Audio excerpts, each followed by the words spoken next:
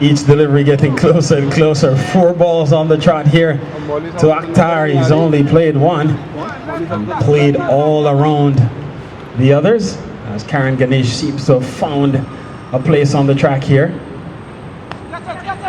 So ball cut away and they go through for one. It's in the air for a little bit. And this, on that occasion, Karen Ganesh pulling back his length a bit, and Akhtar not the most convincing of shots through the offside, but he does well to get off strike. So John-Ros now facing. So ball hammered into the onside. They're running quickly. They go through for one. So Campbell goes up to 8. 6 to Wahid Akhtar is 14 for none, 2 gone. Carl, the irony here is that the first over went for 12. And we've seen a tidy over here from Karen Ganesh, so he's pulled the runs per over back to 7. It was 12 after the first one, so a good over here from Karen Ganesh to start his bowling spell. And all of a sudden it's 14 for none. Campbell on 8. Wahid Akhtar is on 6. And it's 14 without loss. The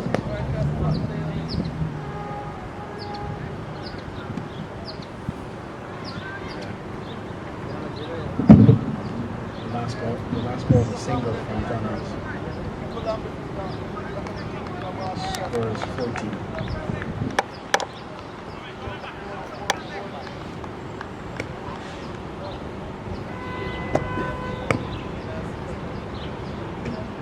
So Terence Madramutu comes into the attack.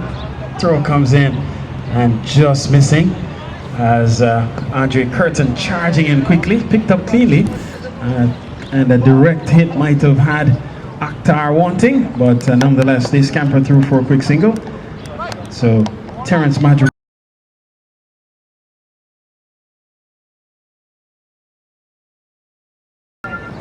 score now up to 15. As Campbell goes up to 9. Wahid Akhtar. Independence Cup के उस पे जाओगे? Oh, that's a big shot through the offside. It goes. Back to wait and see. Looks like it went all the way, Len. Greenline Independence Cup. In fact, we're waiting for the confirmation, but it looked like it went all the way. And so we get this indication now from umpire Rafiq Latif, and it's gone all the way. And so the second Greenline Independence Cup maximum of the morning off the blade of Akhtar. He doubles up. He goes up to 12. And the score up to 21 now for none. We're in over number 3. So Akhtar has made a very good comeback there, Carl. He struggled in the last over against Karen Ganesh, but he's come back with a big shot. And the way the strike rates are really calculated, in as much as he would have seen out a couple of dot balls, he scores a big one, and he's right up there now. He's trying to pull through the onside. Doesn't go well at all. The score remains at 21 without loss. Akhtar on 12. Campbell is on 9.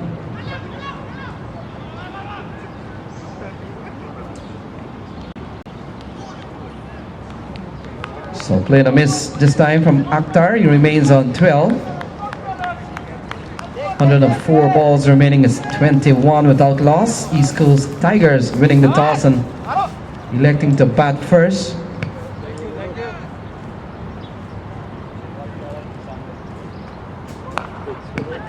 So ball pulled into the onside. It appears Rup Narain is the man out there. It takes the Tigers up to 22 for none, Carl. Yes, Land. So good beginning for Tigers as they're going just at a shade under 8 per over at the moment. Still all 10 wickets in hand. John-Ros is playing this one up into the onside, a short mid-on position, and picking up his 10th run. So he joins Akhtar in double figures to close out the over. 9 runs coming from it. And so now with 3 overs gone, it's East Coast Tigers winning the toss and batting first here against Rockaway Strikers. They're 23 for none with Wahid Akhtar on 13 and John-Ros Campbell on 10.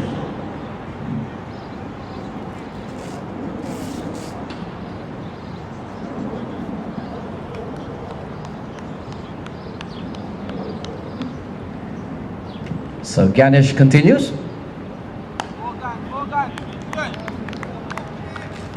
Very tidy over in the previous one here from Karen Ganesh, only 2 conceded. It's made a very good start here.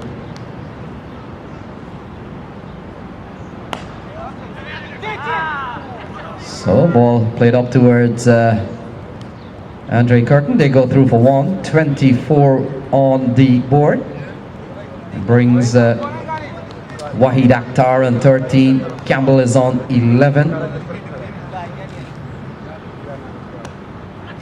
So ball pulled into the onside here by Akhtar. He takes the score up to 25. Pushes Akhtar up to 14. Brings Campbell back onto strike. He's on 11. All runs on the board, 25 for no loss.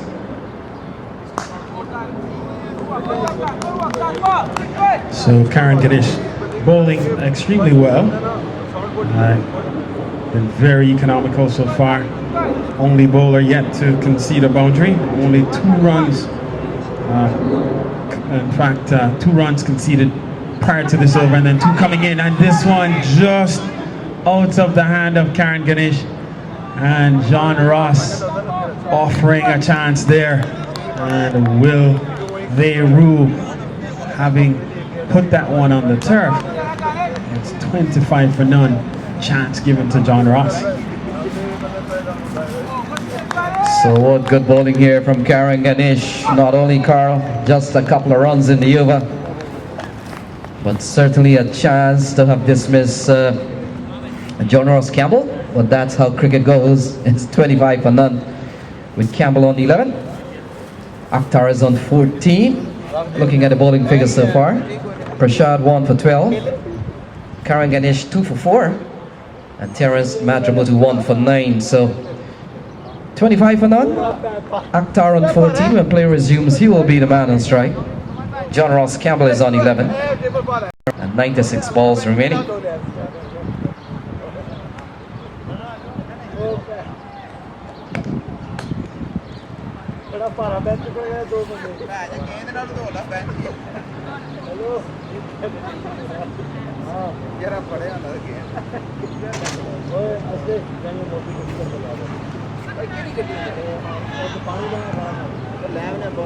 So Madramutu continues.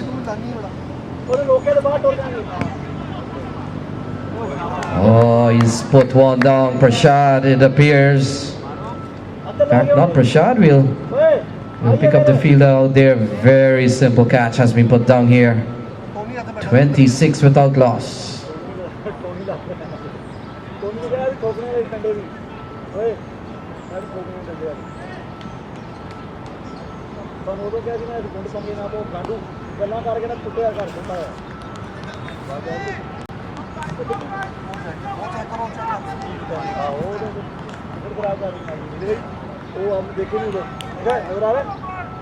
So Madramutu again.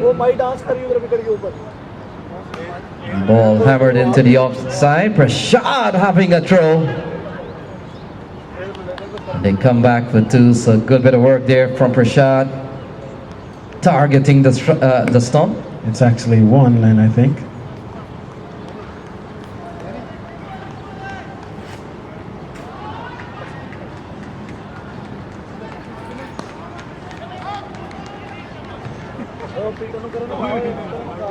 So some very close misses here by Rockaway Strikers, and the Rockaway Strikers, Len, usually certainly a more disciplined team, a team that's more clinical. And so far we've seen 2 catches floored. We've seen some close misses as Madramutu holds his head in disbelief, unsure how that one would not have disturbed the furniture behind Campbell. Score remains at 28 for none. Yes, Carla, you're certainly right on that. Rockaway strikers have thrown away 2 opportunities here for wickets. And it's very unusual. This team has played well in this tournament. Their catching has been extremely well. We've seen 2 big misses here. Perhaps the bigger one has to be the Ganesh Padang of John-Ros Campbell. And in fact, a very regulation catch to Amarnath Prasad was floored also. So, well, I think based on Karen's reaction, I think his line of vision may have been obstructed momentarily, as he had to go behind the non-striker in order to try to get a hand to the ball, and might have lost sight of it momentarily, and so he ended up with having just one hand up there. Wasn't hard, wasn't struck very hard, but just the reaction, it required some bit of reaction time, and in the end he puts it on the floor. And so nonetheless, Campbell gets a life at 11, Akhtar gets a life at 15, and so let's see who capitalizes here on the chance that has been afforded. So Ganesh 2 overs, no made, none for 4. Either way, Len, Ganesh has been very economical. Man in the deep. Takes the catch. Shemroy Barrington, it appears, takes a well-judged catch and has brought some confidence back into this fielding team. So Akhtar goes for 1, and Shemroy Barrington breaks the jinx of some drop catches here from the strikers team, 28 for 1. So Akhtar fails to capitalize on the chance that he was given, and so he comes back, and so Amarnath Prasad gets to rest easily, or at least some bit of redemption for the time. And so Akhtar goes for 16. It's 28 for 1.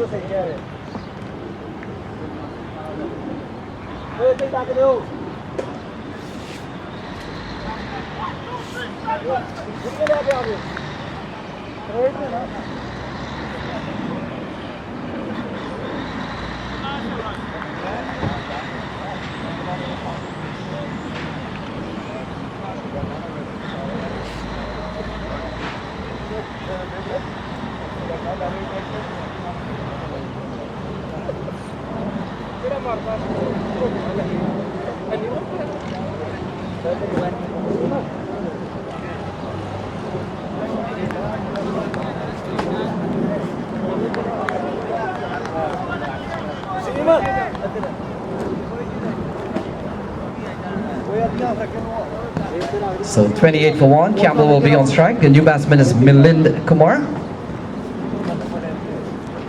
And Carl, the excellent work here by Ganesh has really paid off. Takes the wicket of Wahid Akhtar, and Tigers, they're batting at 29 for the loss of 1. Milind Kumar, man with some sort of IPL experience. Going to be part of the Delhi Daredevils set up in IPL 7.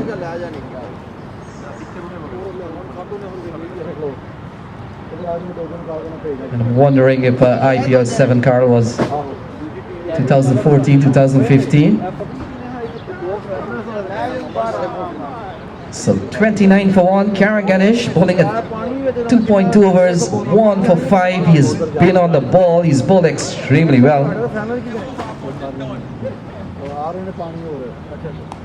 Kumar gets a good ball, has to defend. So Campbell looking for a single. Take it easy, boy. No, says Kumar, is 29 for 1. And yes, Len, to confirm, IPL 7 was in 2014. So Milind Kumar would have represented the Delhi Daredevils during that season. So ball pulled into the onside, that will go away for 4. Short, wide, going down the leg side. And up until this point, Karen Ganesh was quite economical. But Milind Kumar pumps his on one. Very wayward ball. And it goes away for 4. Brings the 33rd run here for East Coast Tigers. They're batting at 33 for 1. So that's the first boundary conceded by Ganesh. And he has kept things very tight, keeping the batsman off balance.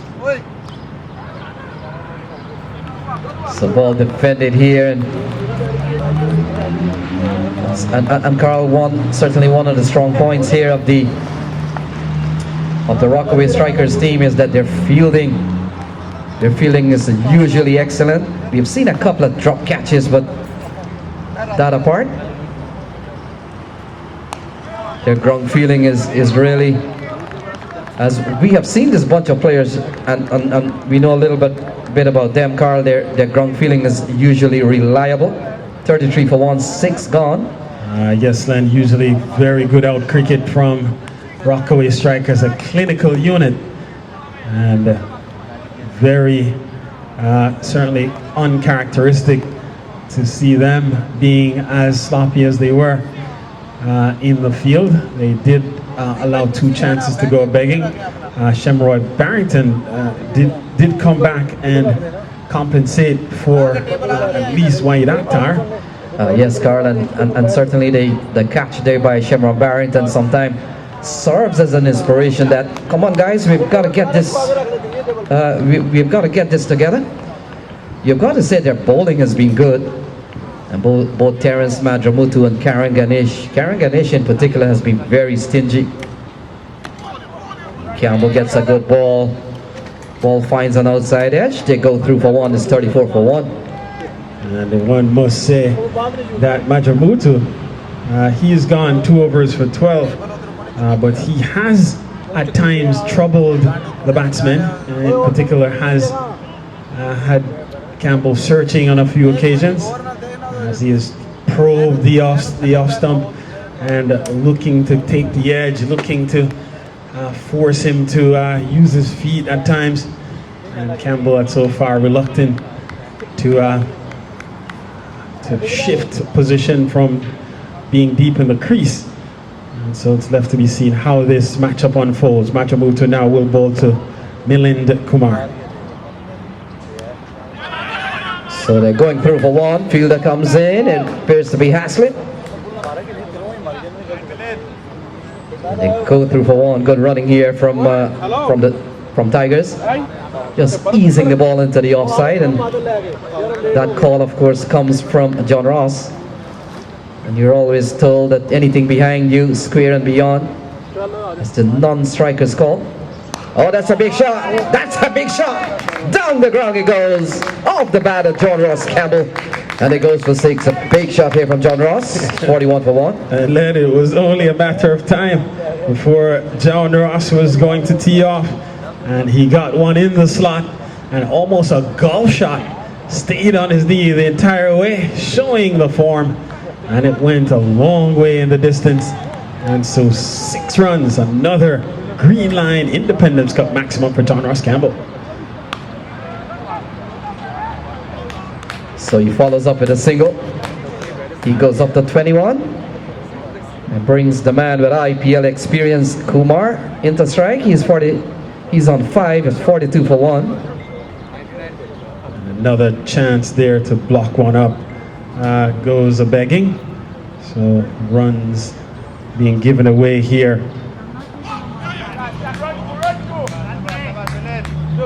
So they'll come back for 2 here. In fact, two it is. We'll wait to see if there's any indication that anything else might have happened. And so it looks like 2 more then to Milind Kumar as he goes up to 7.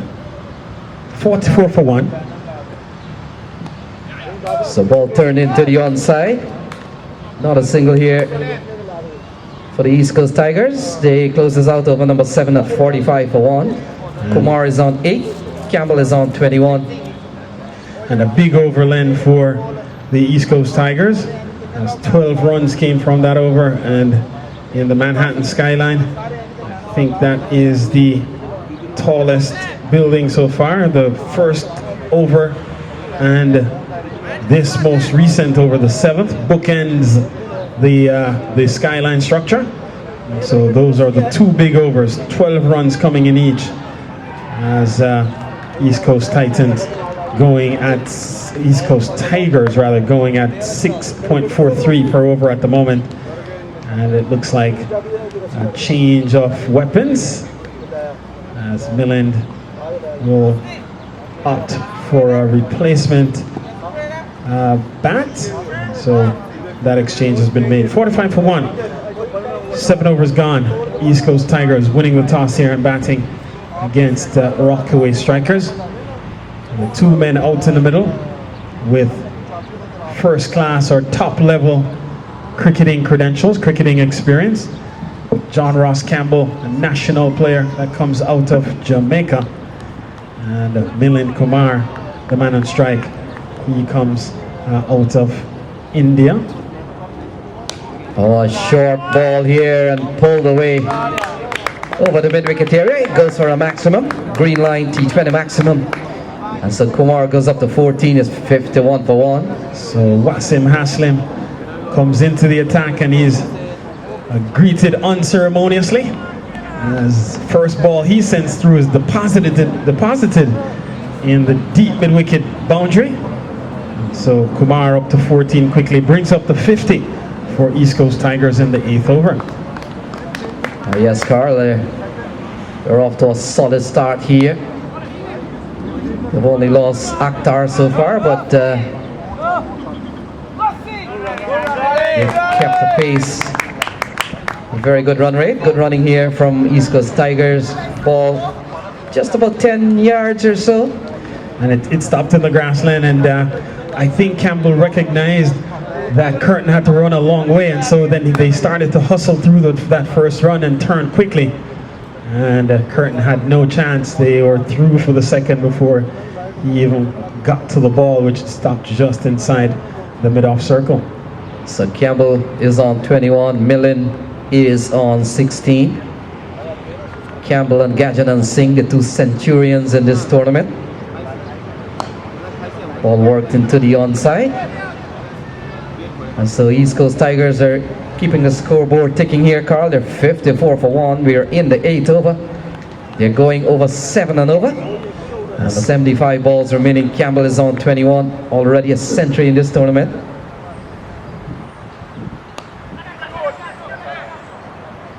Oh, so Campbell goes very soft dismissal. Trying to come down the track. Doesn't get hold of the shot. And I think it's Gajanand Singh who accepts one of the easiest catch you will ever accept. And now it's 54 for 2. Campbell falls for 21. So John-Ros Campbell tempted to use his feet to the off spinner, came down the track looking to go straight over the long off region, and miscues, and Singh makes no mistake. He capitalizes, and so the second wicket falls here for Tigers. 54 for 2 in over number 8.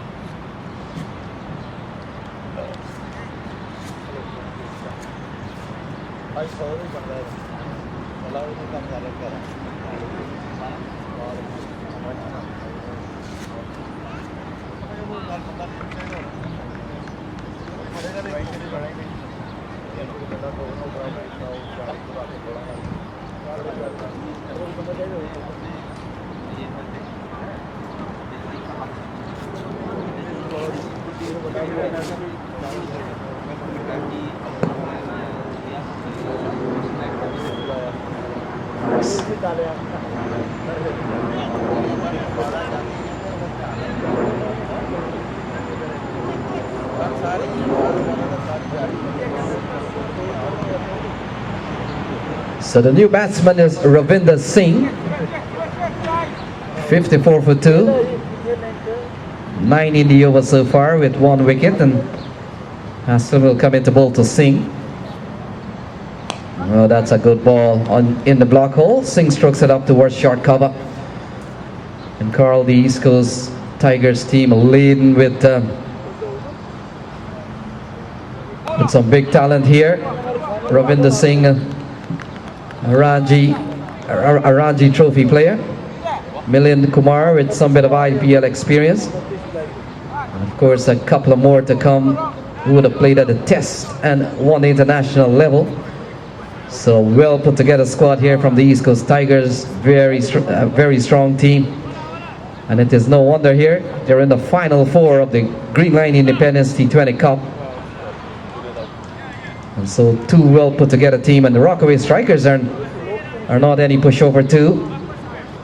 A team comprising predominantly the West Indian contingent, West Indian players, and quite a few players here would have played at the regional level in the Caribbean. So it sets up to really a good contest. A lot of talent on display, and it would all come down to application and how well they play given the conditions here at Van Cortlandt Park.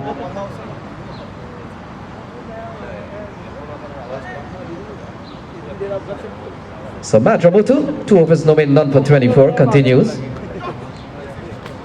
An attempted cut here by Kumar. That doesn't go well. And it goes to Ishant Singh, the keeper. Score remains at 54 for 2, Carl. Yes, son. And Rockaway looking to recover the early opportunities offered to John-Ros Campbell and Wahid Akhtar have been overcome. So both men now back in the hut. And so Rockaway Strikers perhaps back on the course here with their approach still intact. They're using the slow bowling to their advantage. And their success, they've ridden on the success of their slow bowlers for these last 2 days of this championship. So Madramutu, 3.3, none for 25. It's 55 for 2. Singh has yet to get off the mark. He's only faced 3 balls. And we see on occasion here, Len, a few deliveries have kept low, so the bounce on the surface seemingly a bit unpredictable at times. So well ball here from Madramutu, and Carla's an off spinner. Off spinners love to bowling to left-handers because they get the ball to move away from the left-hander. They become a leg spinner to a left-hander. 55 for 2. So Madramutu does well to make another save. 1 in the over so far. 1 in the over to end. So 9 gone is 55 for 2. Kumar is on 18. Ravi Inder is yet to get off the mark. And the batsman out. Wahid Akhtar for 16. And Campbell for 21. The wicket takers, Karen Ganesh with 1. And Wasim Akram Haslam.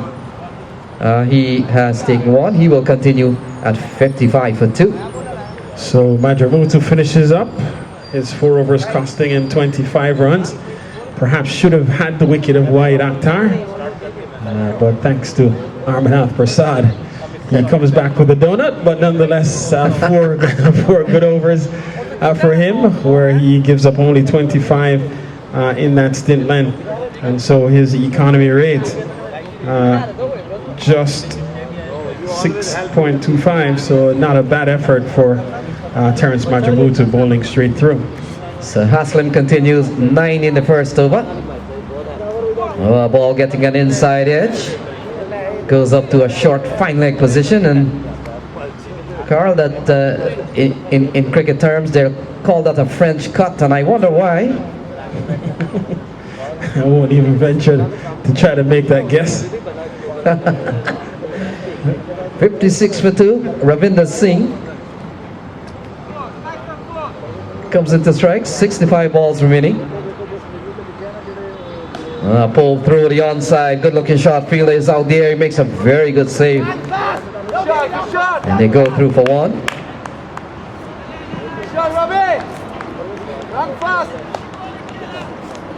So Ravinder gets off the mark finally. He's on 1. Milind Kumar is on 19.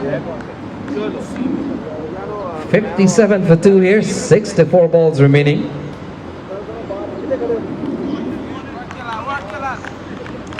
So Wasim Aslam came to the crease line. His first ball was deposited in the deep mid-wicket boundary. Since then, he has kept things on a very tight leash. So ball worked into the onside. Felix is coming around, gets to the ball quickly, restricting the batsman to only a single. And a single that takes the Tigers up to 58 for 2. 62 balls still remains. And this matchup between Tigers and Rockaway strikers, perhaps worthy of being a championship final. Two of the better teams in this championship. This one is steered away down through the third man region. They press for 1, and that's all they'll get. As the fielder gets onto it and makes a strong return right on top of the stumps. And it's Andre Curtin in the deep. And so score goes up to 59. So Milind Kumar goes up into the 20s, joining John-Ros Campbell, who had 21. This one well struck and to the left, long off, and that goes away for a boundary. So nice clean strike by Milind Kumar, exquisite timing, and it went away for 4. Yes, Carl, off the middle of the bat you could hear the sound of solid willow. And that's a very good shot from Milind Kumar. He goes up to 24. He has looked the part. 63 for 2. 60 balls remaining. 10 overs gone. And Terence Madramudu, has he completed his spell, Carl? 4 overs, no made, none for 25. If that's the case, he's done.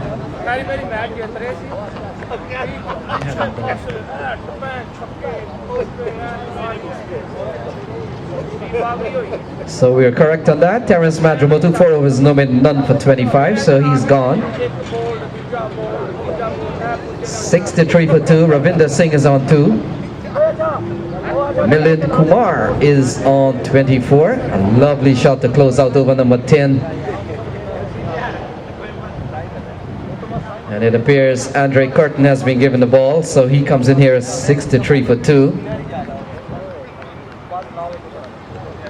So the orthodox leg spinner, Andre Curtin, 63 for 2. Ball driven and driven well. Only a single, heavy outfield. And Ravi Inder Singh goes up to 3. It's 24 to Kumar, 64 for 2.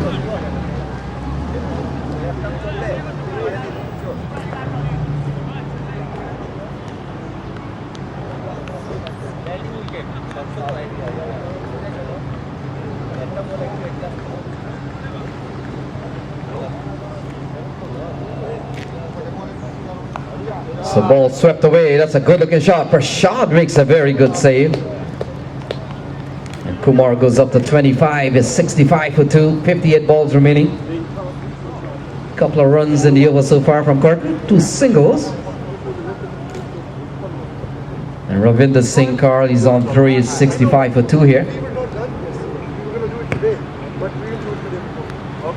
And Curtin will concede singles if he has to, as he would rather keep the batsman from clearing the boundaries or even getting the ball to go across the tape. And so for now, content to give up ones.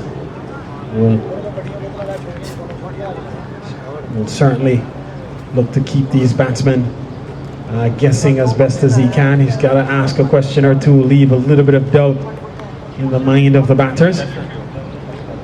So good over so far for Andre Curtin, and from a Rockaway striker's standpoint. So ball driven straight to the captain. Can't score. This is a good over here from Andre Curtin. 3 singles in the over so far, and you're right on that, Carl. You've got to give up something. You might as well give up singles. 3 singles in the over. Oh, this is good bowling. So the Heekles is out over number 11. 4 in the over, 67 for 2. With Ravi Inder Singh on 4, Kumar on 26. When play resumes, it will be Milind Kumar, IPL experienced player. He's on 26 of 20 balls. Ravi Inder Singh is on 4 of 10. And whether or not Haslam will continue, Haslam is bowling at 2 overs, no made 1 for 17. 67 on the board. And 54 balls remaining, 11 gone, 67 for 2.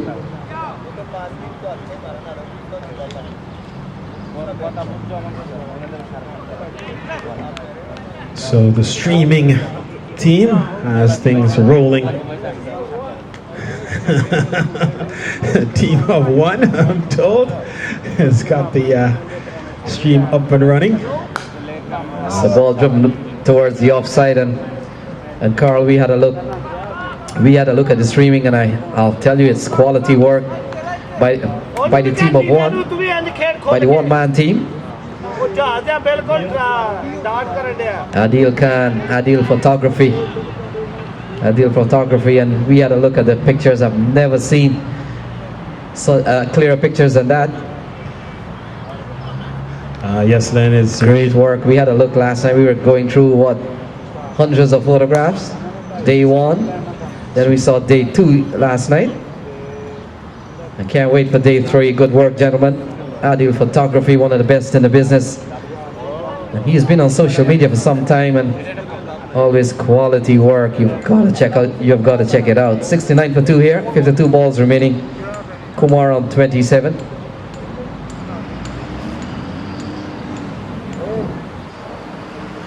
So Aslam to continue. Down the ground goes Milind Kumar, just using his feet, getting to the pitch of the delivery, slicing it up to the long off region. Picks up another single here, takes a total up to 70. Takes Kumar up to 28, brings Ravi Inder Singh onto strike.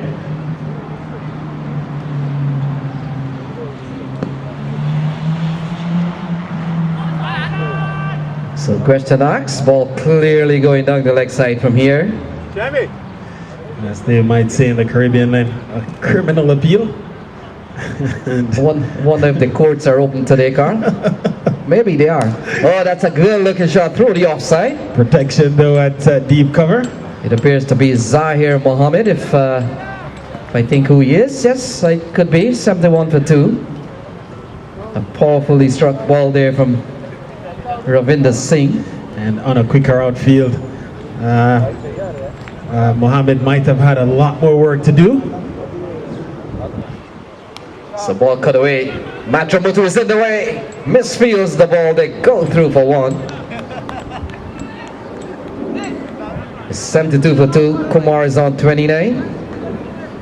Ravi Inder Singh is on 6 card. And we've got 48 balls remaining here. Semi-final matchup.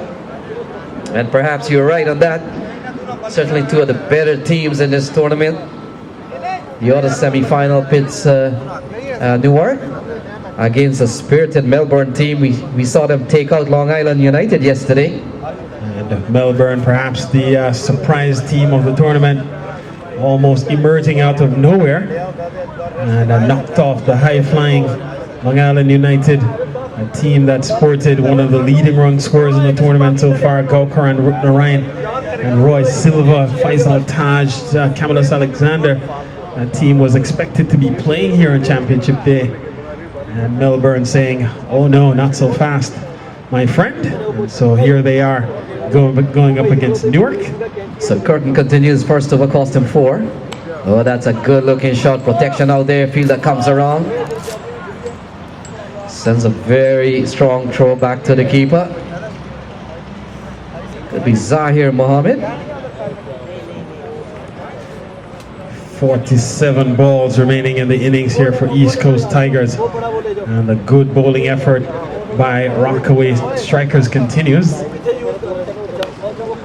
as they have been able to restrict this very strong East Coast Tigers team to, in effect, 6 runs per over. And if the run rate doesn't escalate off of 6, that will put a total in the range of 120, 130, which may not be enough even on this track, a slow outfield. So Barrington, the man posted there at backward point. We know that Rockaway strikers have the batting to be able to chase down many a target. And so if you don't put up enough runs on the board, the Rockaway strikers batting could make short work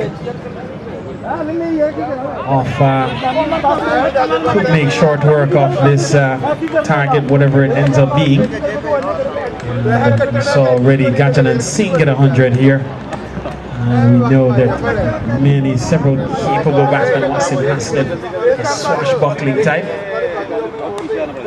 Ganesh, certainly tremendous player, US national player, so lots on offer here. If you are in the Rockaway strikers camp, and I'm sure management, Ralph Tapash over in the distance, has to be happy with the effort so far by the strikers. Yes, Carl, Ralph Tapash is the manager, he's the head coach, he's the physio man, he's the refreshment manager, and he's the man taking care of all the contracts. So he's front office, back office. Yes, Carl, he's walking around with a money bag also, so if you haven't got paid in any projects that he has done, just check him. He walks around with the attaché case. He works hard, the Indo-Caribbean Federation chairman. And Carl, just to remind you that the Rockaway T20 Six Nation tournament continues in a couple of weeks. Yes, then we have the next round of games slated for July 15th. And that takes place up at Idlewild Park at 23rd Street. Oh, that's a good looking shot. Goes away for four. Off the bat of Milind Kumar. Disrupting things here in the media center. And perhaps giving us a suggestion. Hey, keep things quiet over there, fellas. So it's 81 for 2. And that's the first boundary line we've seen since the 10th over. So, thrown away. Thrown away for a couple. So 38 to Milind Kumar. Score is 83 for 2. 40 balls remaining here. 6 in the over so far in 2 balls. Kumar has batted well, he's on 38. Oh, he comes on the track, perhaps a chance of a stump there. Well, ball went well. He missed the ball. So, missing the ball completely biases the call. And so, stumping chance to Milind Kumar. So, one by added takes the total then up to 84. So Haslam inducing a faulty shot here from Kumar, 84 for 2. So no elevation, could they be running quickly? Prashad is charging in, and they're trying to come back for 2. But deciding that Prashad has looked agile in the field. And Carl, as a batsman, sometimes you start to single out the fielder. And realizing that Prashad has gotten quickly to the ball, he has a very strong arm. And then decided to stick for 1, 85 for 2.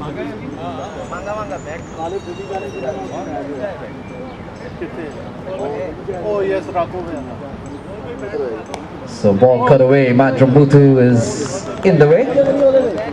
And he can score 85 for 2. Milind Kumar is batted well on 38. Ravi Inder Singh is on 9, and we've got some 37 balls remaining here, 8 in the over so far.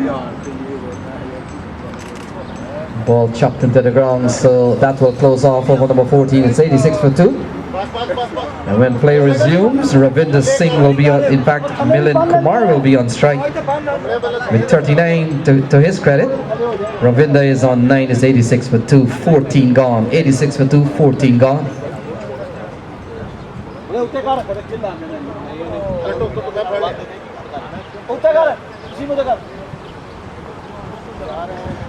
So the Greenline Independence Cup banner hoisted between the trees.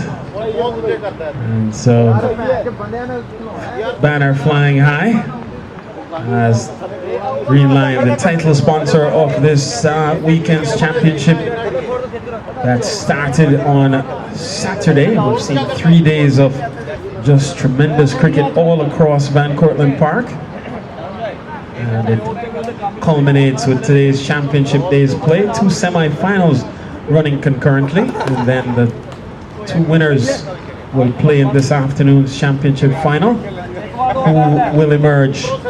Will it be a team from the New York tri-state area out of Queens, the Rockaway Strikers? Will it be a team of all-star players anchored around New Jersey, representing the East Coast Tigers? Will it be a team from Newark, New Jersey, the Newark Cricket Club? And finally, Melbourne Bowling. So down the track comes Milind Kumar, swinging around one. And so Kirton strike, he picks up his first wicket. Kumar has to go. It's 86 for 3.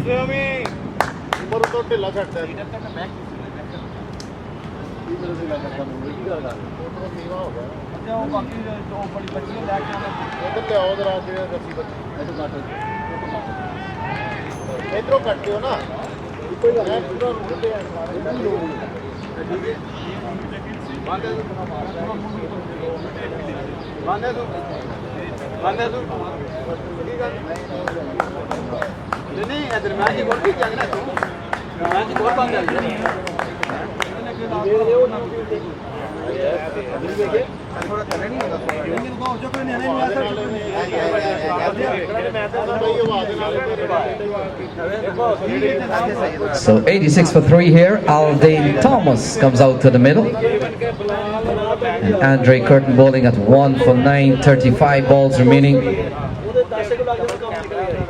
East Coast Tigers here, Carl, a bit of concern with 35 balls remaining. They've lost 3 wickets so far and being pecked back by some very quality spin bowling here. Andre Kirton, he picks up 1. He's bowling at 1 for 9, and that brings Eldane Thomas to Jamaican first class wicketkeeper. Yes, Len, Eldane Thomas, talented player, represented Jamaica at the under 19 and at the under 15 level. Also played West Indies under 19, so played at the international level, at the international youth level, and also plays for the Jamaica senior team on occasion. So he comes in here with 35 balls remaining. It's 86 for 3. Thomas, a man would have represented the Homewood Technical in the Headley Cup in Jamaica.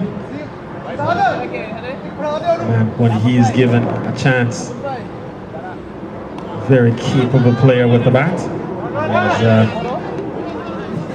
And quickly, a little bit of an over misfield momentarily, but no harm done. Yes, Carl, Eldane Thomas. He comes in here, very critical time for the East Coast Tigers. He gets off the mark. And Eldane Thomas plays in the Metropolitan League these days. 87 for 3. Ravi Inder Singh is on 9. We've got some 33 balls remaining. Kirton bowling well. Yes, Len. And right, Thomas plays for Island-wide in the Metropolitan Cricket League. Contract player. Represents Island-wide during the summers, and then goes back to Jamaica, where he plays for the Melbourne Cricket Club in the Senior Cup, or the I guess the equivalent of the top level league there. So swing and a miss here by Ravi Inder Singh, and Andre Kirton seems to be spinning a bit of web around this batting attack here. 87 for 3. He's bowled 2.4, 1 for 10. Ball played up on to the offside. Fielder comes in quickly. It appears to be Elias Singh. He strikes the stumps. And the batsman safely home. But what a direct throw from the Amazon recruit. Gajanand Singh is 88 for 3. And Thomas not being paying attention. could have resulted perhaps in disaster at the non-striker's end. Yes, Carl, and Gajanand Singh looks extremely fit on that one. And certainly some of those skills he will really need in August when the Caribbean Premier League bowls off. Contracted this year and snapped up by the Amazon Warriors. We'll have batting opportunities with the likes of Chris Lynn, Martin Guptill, Stephen Taylor. So he's been brought into the attack here.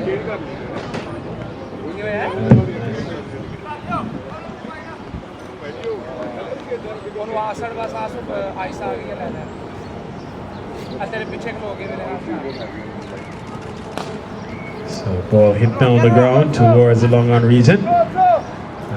Around quickly comes Prasad. Can't stop two. So 90 for 3, 29 balls remaining. Gajanand Singh, the off spinner, brought into the attack here, number 22. And the man who has picked up one of only 2 centuries here in the tournament so far, hit down the ground. Another one here, they press for one, they turn for the second, the throw comes in.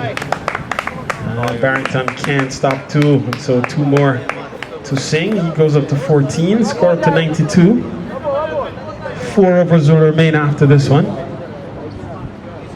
So Carl, we see the sprinklers in effect there. Wonder who controls the sprinklers and if any is slated for these grounds here. Oh yeah, inside out. Good looking shot. Barrington is coming around. And it goes across the tape, over the tape in fact. And it goes for 6. Good looking shot inside out from Ravi Inder Singh. He goes up to 20. It's 98 for 3. And a clinical strike by Singh. Just backing away, extending the front foot and aiming towards the deep extra cover region, almost a whitish long off region. And had not only the power but the elevation to have it carry all the way. A top class shot off the blade of Ravi Inder Singh. So 98 for 3, 27 balls remaining. Singh is on 20.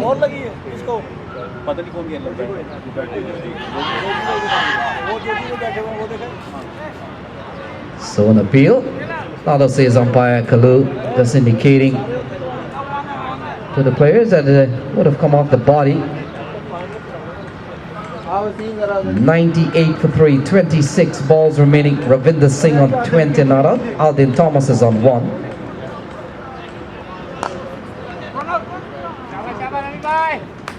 So that brings the Tigers, Carl, closer to 100. They're 99 for 3. Eldane Thomas now comes back onto strike. He's on 1. Has faced 3 deliveries. And Eldane Thomas, Lynn, one might say, would have perhaps ended the career of Carlton Baugh in the Jamaica team. West Indies, former West Indies and Jamaica wicketkeeper. Eldane Thomas, one of the best glove men in the Caribbean or in Jamaica, even around now. Chadwick Walton certainly has made a foray into the national setup, and Chadwick Walton, of course, known for his prowess with the bat, and so perhaps maybe the advantage that he might have over this gloveman. And so that brings up the 100. Eldane Thomas strikes it into the onside to bring up the 100 for East Coast Tigers, and also to complete the 16th over. Even 100 for 3 at the end of 16. Here, East Coast Tigers batting against the Rockaway Strikers.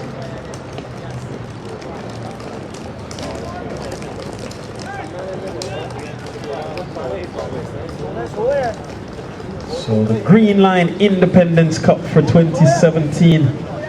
The banner has now been posted, so it's up and hanging in its rightful place. Yes, Carl, perfectly placed between those 2 trees.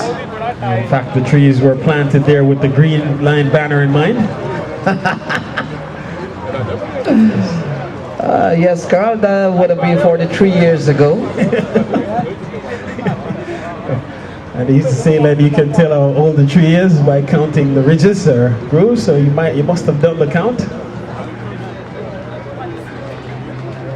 So 101 for 3, 23 balls remaining. Ravi Inder Singh, he's on 21. He's beginning to grow from strength to strength. Kirton gets another good one through. So let's take a look here at Andre Kirton's bowling figure, Carl.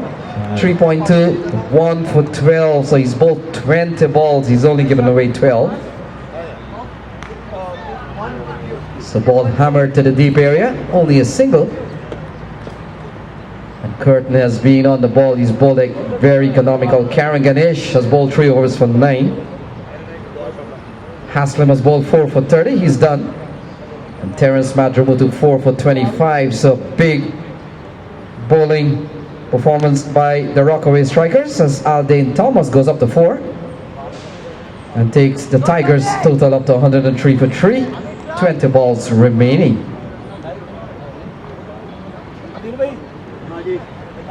So 2 remaining in this spell for Andre Kirton, who's been very impressive on the trot. So a good shot here from Singh, and he finds the gap. That's a good shot for 6. Gone all the way. So another Greenline Independence Cup maximum. Ball struck between long on and deep mid wicket. And so Singh picks out another area in the ground to deposit one. And so he goes up to 28 to score up to 109. Run rate inching up to 6.48. So down the ground again goes Ravi Inder Singh, and has gone all the way. So a couple of 6s here. Rusty Len closes out Kirton's over, and so his most expensive over of his spell, 15 runs coming from it, and so he finishes with 4 overs, no maiden 1 for 26, and it's 115 for 3 with 17 overs gone. So 18 delivers remain. Ravi Inder Singh on 34, Eldane Thomas on 4. So the most expensive over off the innings comes in over number 17, and so it comes off the bowling of Andre Kirton. Tallest building in the Manhattan skyline then. It's over number 17. 3 other very productive overs from a East Coast Tiger standpoint.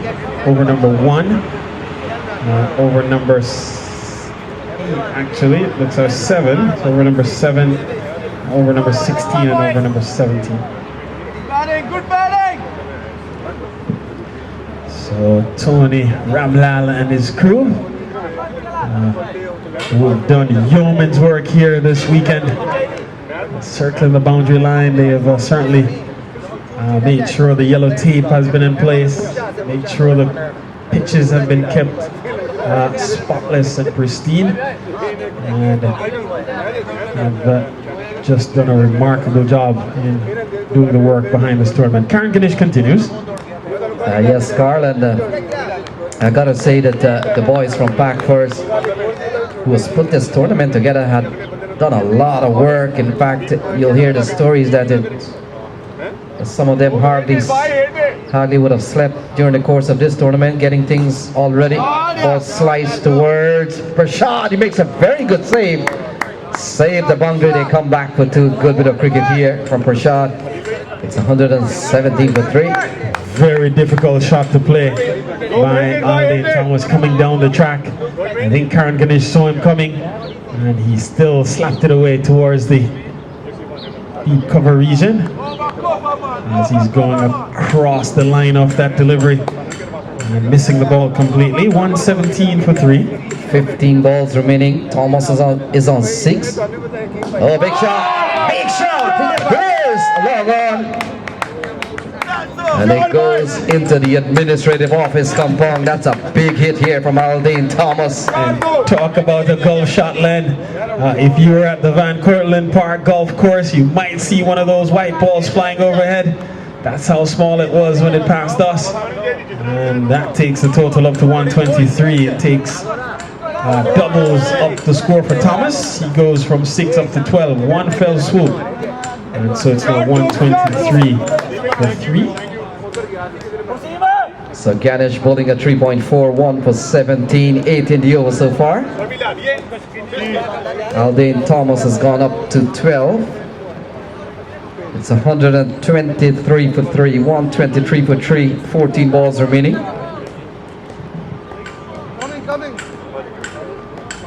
So somebody's finally going for the ball. Everybody was sitting and watching. Oh, the gates are closed. All right, the ball is there, can be seen, but still requires someone getting to it.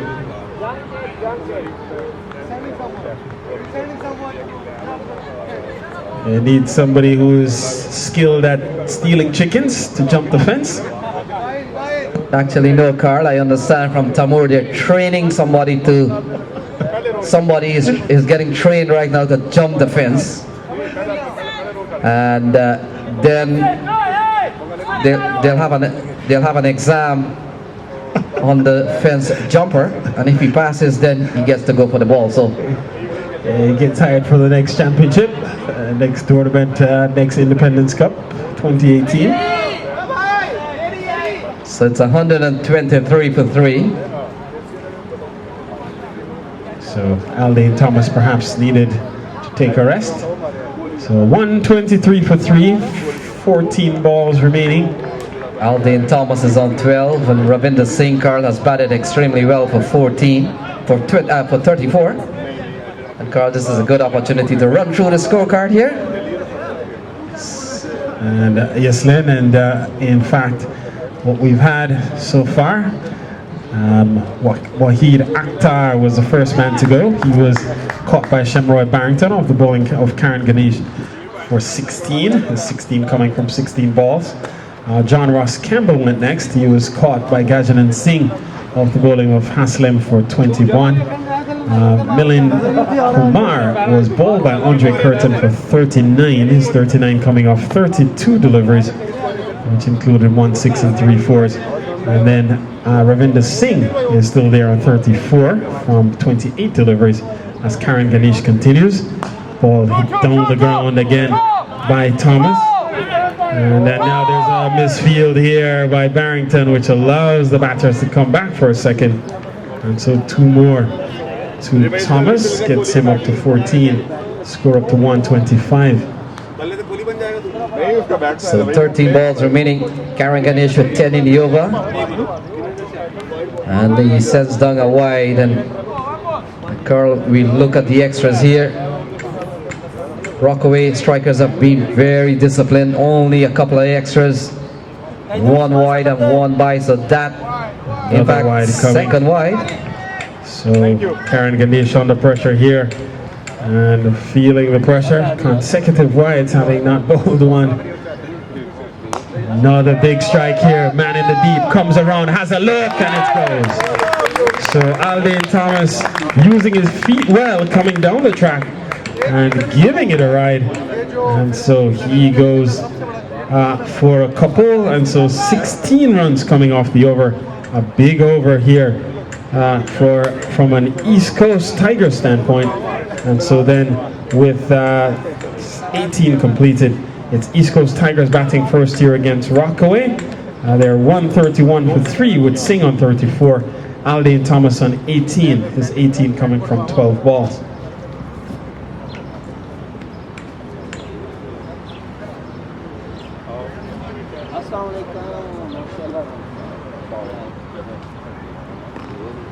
कल मैं वो देख रहा था BTL में वहाँ के New Zealand वाले आए हुए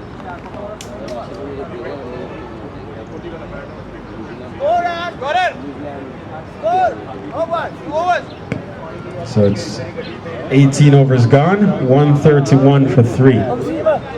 131 for 3, 18 overs completed. So Prashad gets a recall here, Carl. His first over. First over cost him 12. So 12 balls remaining. Ravi Inder Singh is on 34, not out.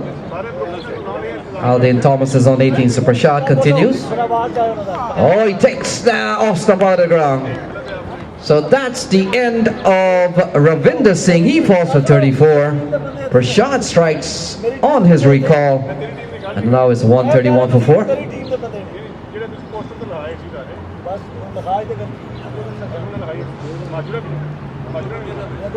So seeing across the lane of a delivery on off stop, looking to go towards straight mid-wicket. And plays all around one. And here's the furniture disturbed behind him. So he walks back to the players' pavilion with still 11 deliveries to go. And so now the captain will come to the middle in the form of Tapash Baisya. So he walks to the middle and replaces Singh, who gets a round of applause from the players in the dressing room in the Tigers camp. And so 134 for 4 with Baisya walking to the middle.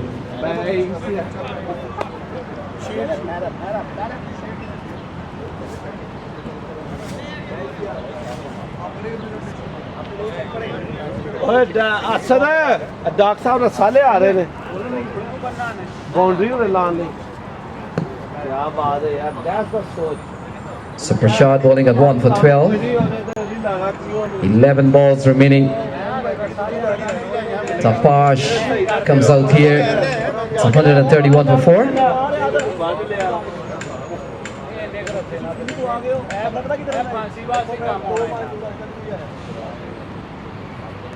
So ball swung around. That's a good looking shot from Tapash. Held up in the grass. Andre Curtin will come around. And so Tapash gets off the mark with a couple there, Carl. Very quality players, Tapash, having played at the international level for some time. 21 test, 56 one-day international for Bangladesh. So an international player of some sort. 133 for 4 here. He's driving and driving well, looking for 2. They'll stay for 1 and brings the equation down to 9 balls remaining. It's 134 on the board. Brings the hard-hitting Eldane Thomas back onto strike. He's on 18 from 12 balls. Oh, he looks for a big shot. Good bowling here from Prashad, making the batsman having to adjust. Eldane, he goes up to 19. He's played a couple of big shots, Eldane Thomas, and he's looked the part here. 8 balls remaining. Tapash is on 3. Oh, it's in the air. Amarnath comes in, gets it on 1 bounce. Tapash goes up to 4. And ECT, they're batting at 136 for 4 cars. 7 balls remaining.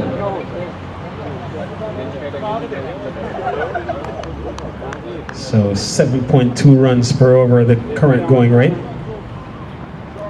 And this one is going through the keeper once again. Could be buys coming here, and we get the signal for buys. And so 1 buy added to complete the over. 6 runs coming from it, so good over from Prashad. And so he'll finish with 2 overs, 1 for 18, as the final over comes up here. And we'll see who will bowl. Ganesh, he is finished. 4 overs, 1 for 25. And his last over went for 16. He had bowled 3 overs for 9. And then that last over went for one of those tall Manhattan buildings. One of the tallest skyscrapers on the skyline. So 137 on the board. How many more can the East Coast Tigers add here? Either way, Rockaway strikers will likely be chasing some target with perhaps at least 7 runs per over of an ask. So the question is, how close to 8 can Tigers try to get this one? Eldane Thomas will be the man on strike. Gajanand Singh with ball in hand to complete the proceedings here. And Singh has bowled one over. His one over cost him 12 runs. So he comes back in the attack here and will close things out for the Rockaway strikers. So Eldane Thomas on 19, final 6 balls coming up. 137 for 4 here.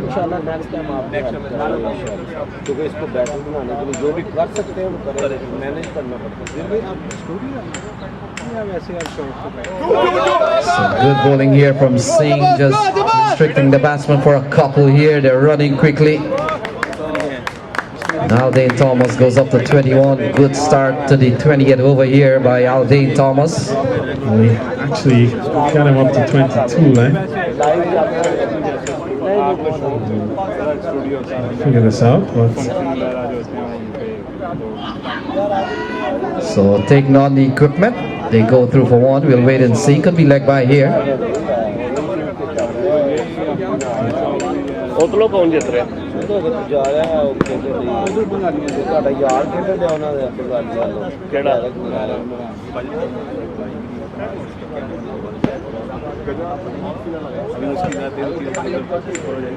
Oh, he comes down the track. Good bowling here from Singh, restricting the batsman to only a dot. So 3 balls remaining. It's 140 for 4. Tapash is on 4. Eldane is on 21. Balls running out here. Oh, he gets elevation. Barrington. They settle for 1. So what an over here from so far from Gajanand Singh. Carl, if you're bowling the final 6 and the ball is not crossing the tape and going out of the park, you're bowling well. 2 balls left. It's 141 for 4. Eldane Thomas on 21.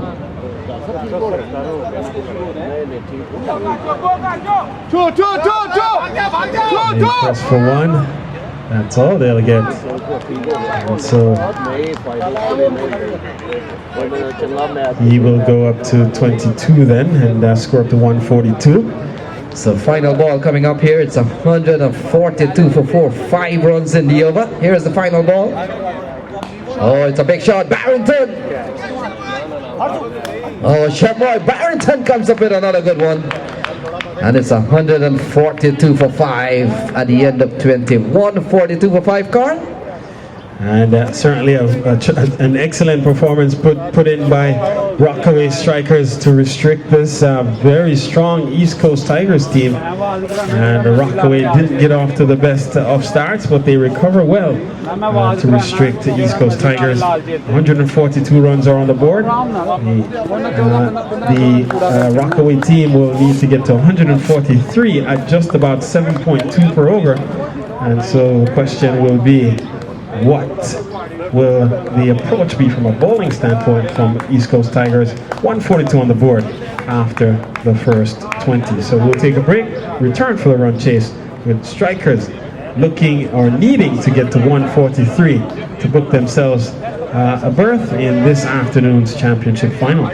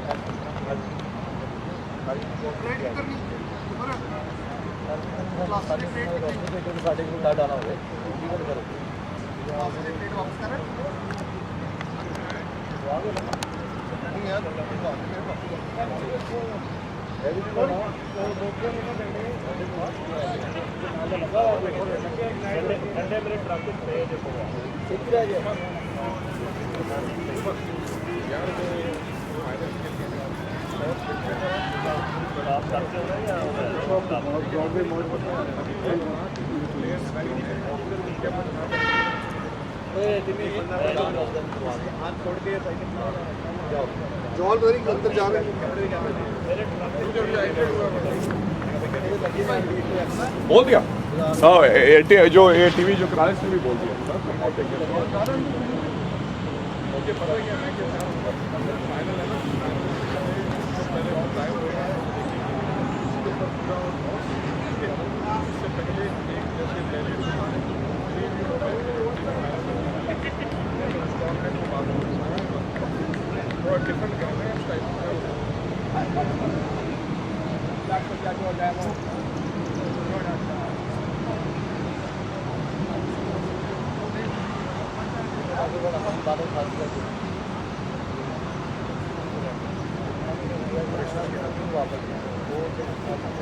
Ahmad भाई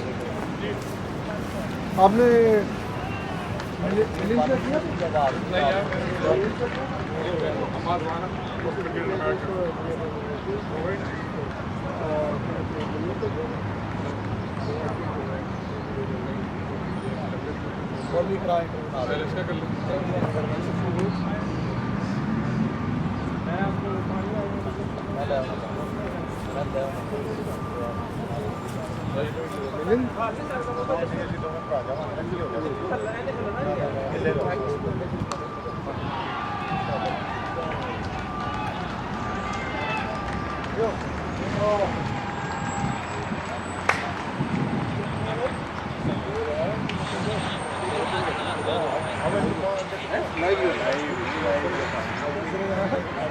वही तो पूछ रहा हूँ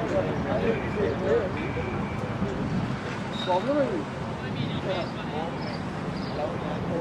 ये तो पूछ रहा हूँ Tony hello where water coming, and the water coming, or you know what, get a case of water from there where it goes. So give it to them and I'll pay you.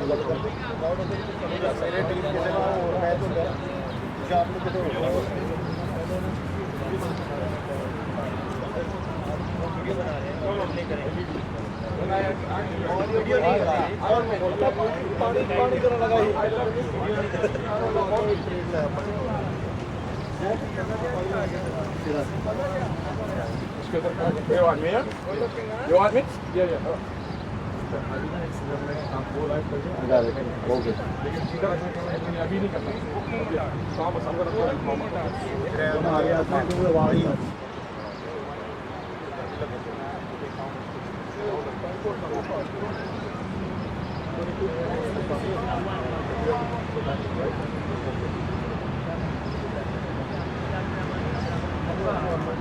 Welcome to Cricket America. Your host Ahmadwana is here. Like I said, I'm in New York for the last 3 days. I'm doing the Greenline Independence Cup. Today I have found Thomas. Thomas is the wicketkeeper batsman, very young selected batsman from Jamaica. Like I said before, New York is a diverse city, and I'm trying to get all the different races and different countries people to join me and show the cricket support and promote cricket. That's why I've been traveling.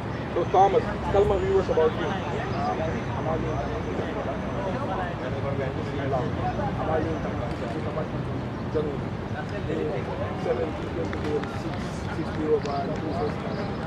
So wicketkeeper batsman, how important is that for you? Really important for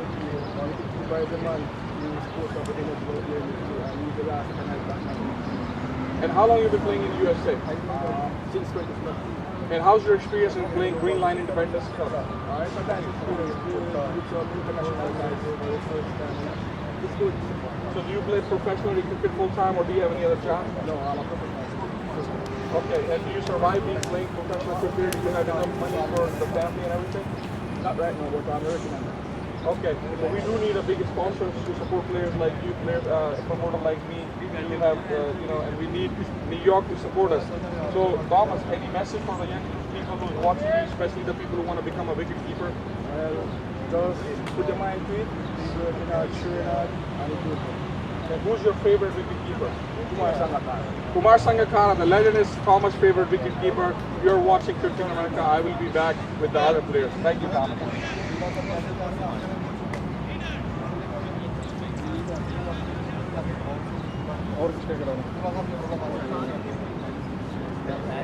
ये देखिए बिल्कुल सही है थोड़ा सा ना क्या था थॉमस की फोन ये परफेक्ट आ रहा है स्टूडियो नहीं Oh yeah. है ना अब समझ आइए अब मैं मौलवी को नहीं समझ आ सकता था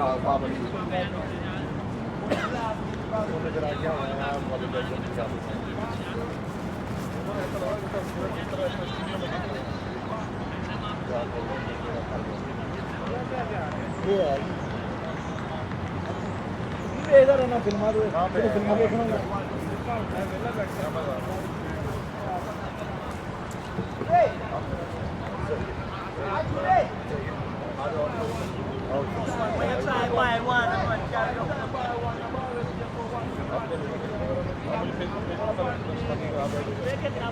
लोग प्रपोर्ट करते भाई मैं ड्राइव करके क्या करते हैं प्रपोर्ट करते हैं इससे ज़्यादा आप करते हैं सही है ना मैं रेडी हूँ सही आपने थोड़ा सा गलत लगा चलिए चलो चुप कर दी जाओ नहीं चुप कर दी कोई चीज़ नहीं अच्छा है तो मुझे काला लाइक कर वाले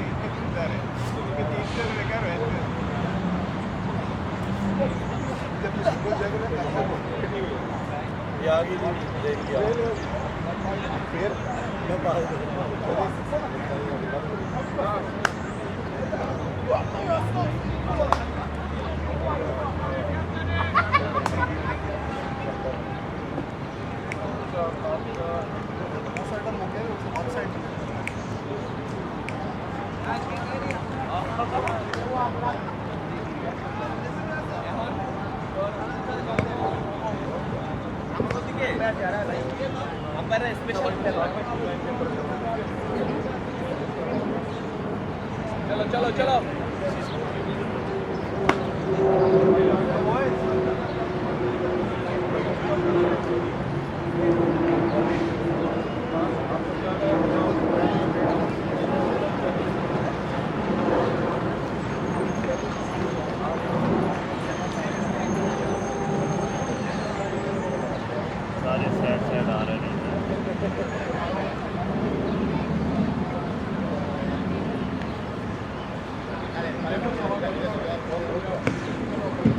So the umpires make their way out to the middle. Umpires Steve Kalu and Rafiq Latif make their way out to the center. And so we'll be ready for the run chase momentarily. While there's a break in the action though, I want to take a moment to remind our fans and spectators that the Rockaway T20 New York Cricket Fiesta continues. The next round of games will continue on July 15th at Idlewild Park up at 223rd Street in Queens. And on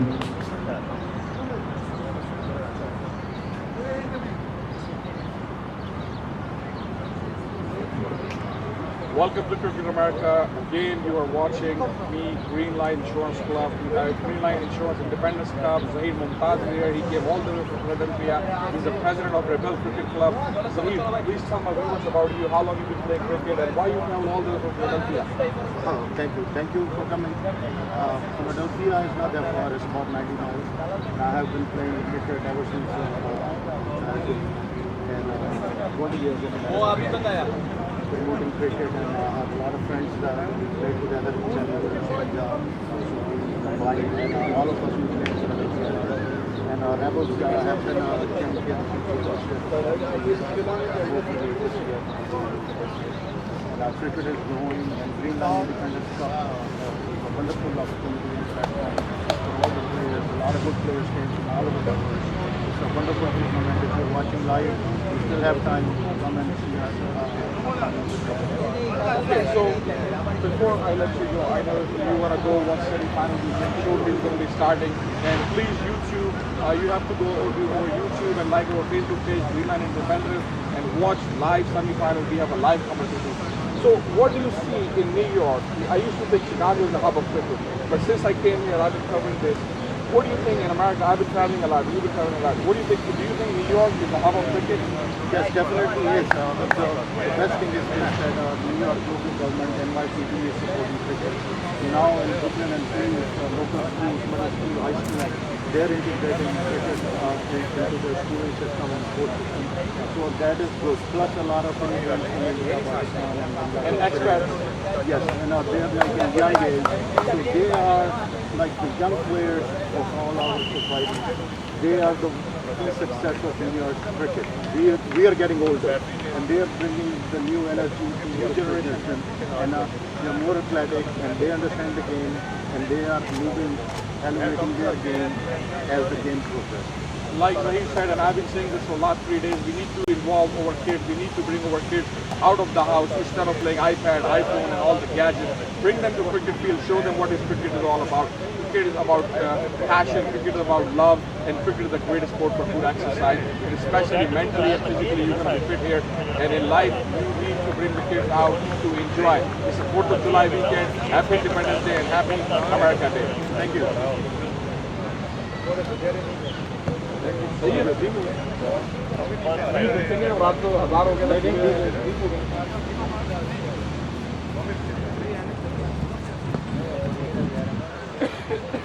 So the players out in the middle, including the two batsmen, Wasim Haslim and Shemroy Barrington, has made their way to the middle.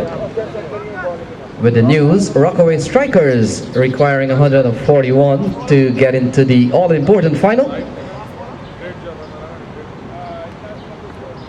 And 142 posted by ECT.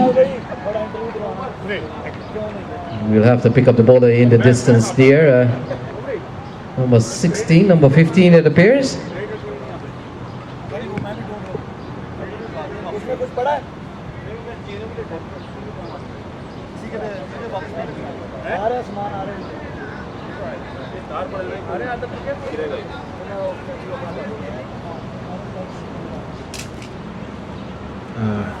Yes, Syed Rasel.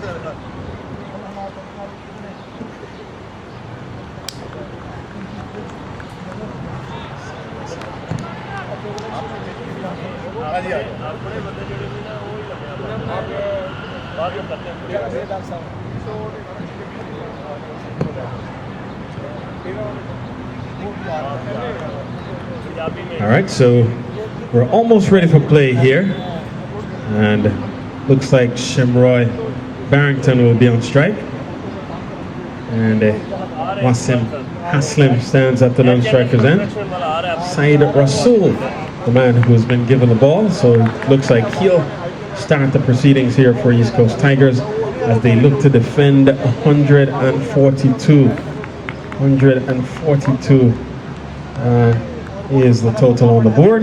Yes, Carl, and we have seen on these pitches in the last couple of days of playing is that 150 is a competitive score. And so Rockaway strikers will have to be weary of that. And an attacking field to start here, Len. Packed offside field, but men in attacking positions, catching position, first slip gully, third man in the circle, point, cover, mid-off, and on the outside a man at mid-wicket and a man at deep backward square on the fence. So umpire Rafi Latif is ready. And so is Shemroy Barrington. Classy player is Barrington. So here we go. 143 from 120 balls. Asking rate 7.15 at the outset. So they need to go just above run a ball here to get to their target, Rockaway strikers. So they know what they have to do with 120 deliveries on the slate.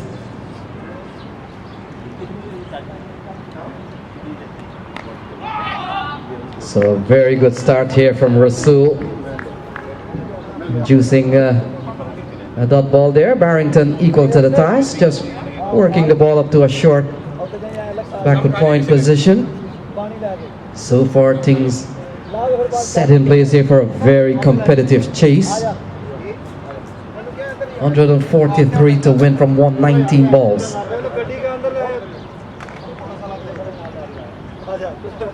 Oh, shot from Barrington. And it goes all the way. So Barrington comes down and takes one out of the park. Good looking shot from Barrington. And what a way to get off the mark. Shemroy Barrington charging down the track and hitting the ball square out of the middle of the blade. Got to the pitch, timed it well, and hit it hard through the mid-wicket region to get himself off the mark in a very auspicious manner. 6 for none with 2 balls gone. Yes, Carlo. We would have seen Shemroy Barrington on a few occasions. Very compact batsman. Can get aggressive at times and has a very organized and solid defense.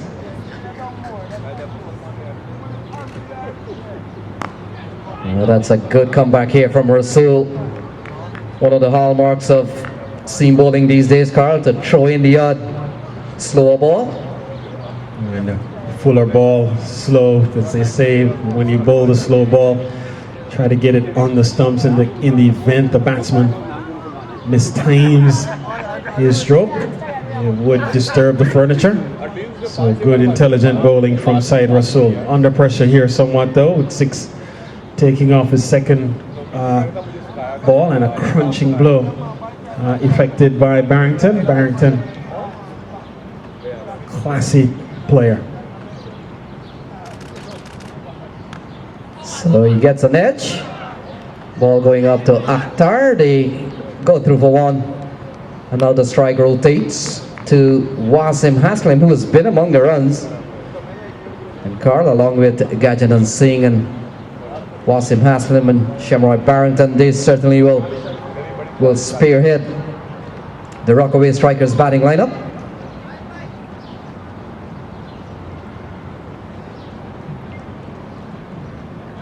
I think got 70 plus in the last game, so he's had a couple of good knocks in the tournament.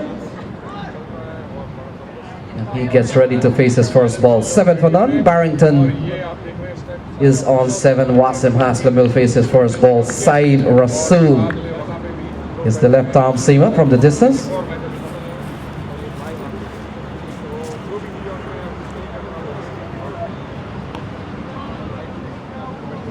So good comeback here from Syed Rasel. And this time length ball to Aslam, and he's watchful.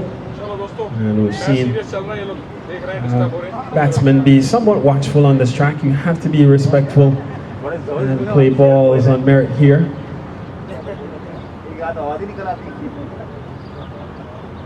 यार दिल भाई मेरी आपकी picture नहीं हुई है So he tucks this one into the onside. Shot like that on this ground, you'll only get one. And so that will close out the first over. It's 8-7 to Barrington, 1 to Haslam when play resumes. It will be the left-hander on strike. 1 gone, 8 on the board.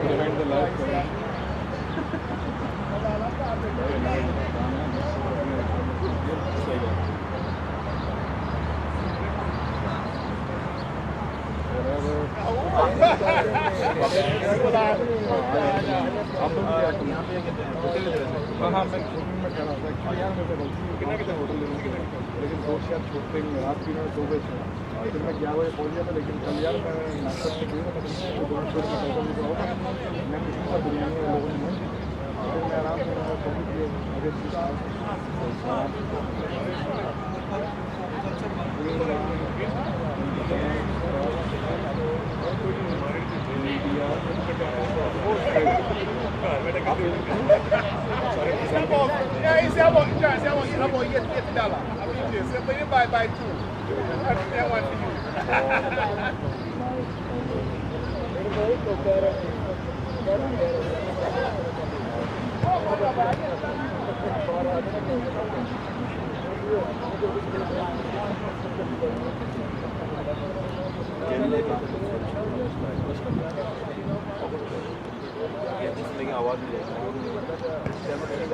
All right, so Milind Kumar will continue the attack from the commentary box end, from the media center end. And so he'll bowl to the left-hander Wasim Haslam.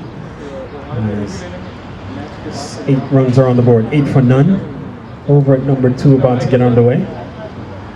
And we see the Jamaica contingent in the distance. Vincent Green, the Metropolitan League contingent. Vincent Green and his crew over there.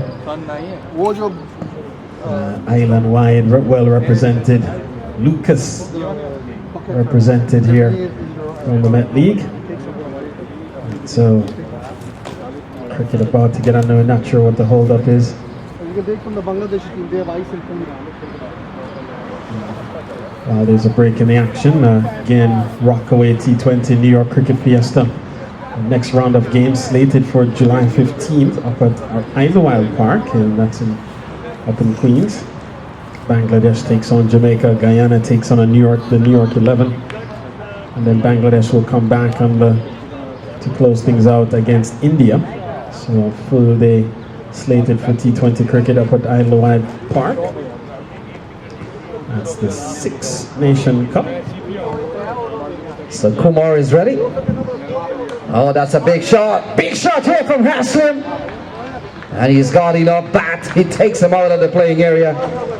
And Haslam goes big. He goes for the maximum. It's a Greenline T20 maximum. It's 14 without loss. And the only question, Len, was did he get enough? And did he get enough distance? He had the elevation. Did he have enough distance?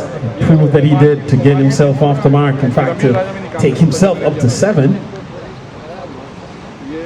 Oh, straight on the ground. Big shot here again. Fila is coming around. And in fact, balls rolls a pass in front of him. And so 6 and 4 off the bat of Wasim Haslam. He's gone up to 11. It's 18 without loss. And so pressure here now for Milind Kumar. Wasim Haslam is a swashbuckler. He can put willow to leather. And consecutive boundaries. Oh, that's another big shot. It's out of here. It's out of here. It's gone a long way. And so that's another 6 off the bat of Wasim Akram Haslam. He goes up to 17. It's 24 for none. And the whip is out here on Milind Kumar. The Wasim Haslam in the saddle. And down the stretch he's going. 2 6s already and the 4 in just 3 deliveries. And how much more can he add here, if any? As Milind Kumar, the pressure squarely on his back now. So ball cut away, more runs there for Haslim. Could come back for 2. In fact, they settled for 1.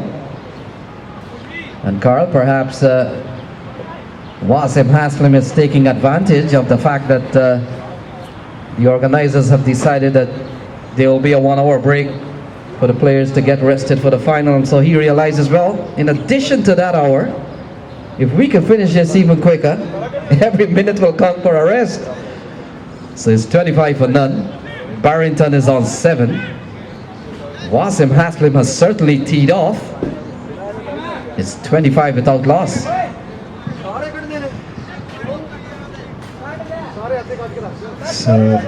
So far, Rockaway strikers have dealt in boundaries. 4 boundaries struck already. In fact, 4 boundaries struck. 3 have gone over the tape. 1 has gone across the tape, and so they're leading with boundaries at the moment.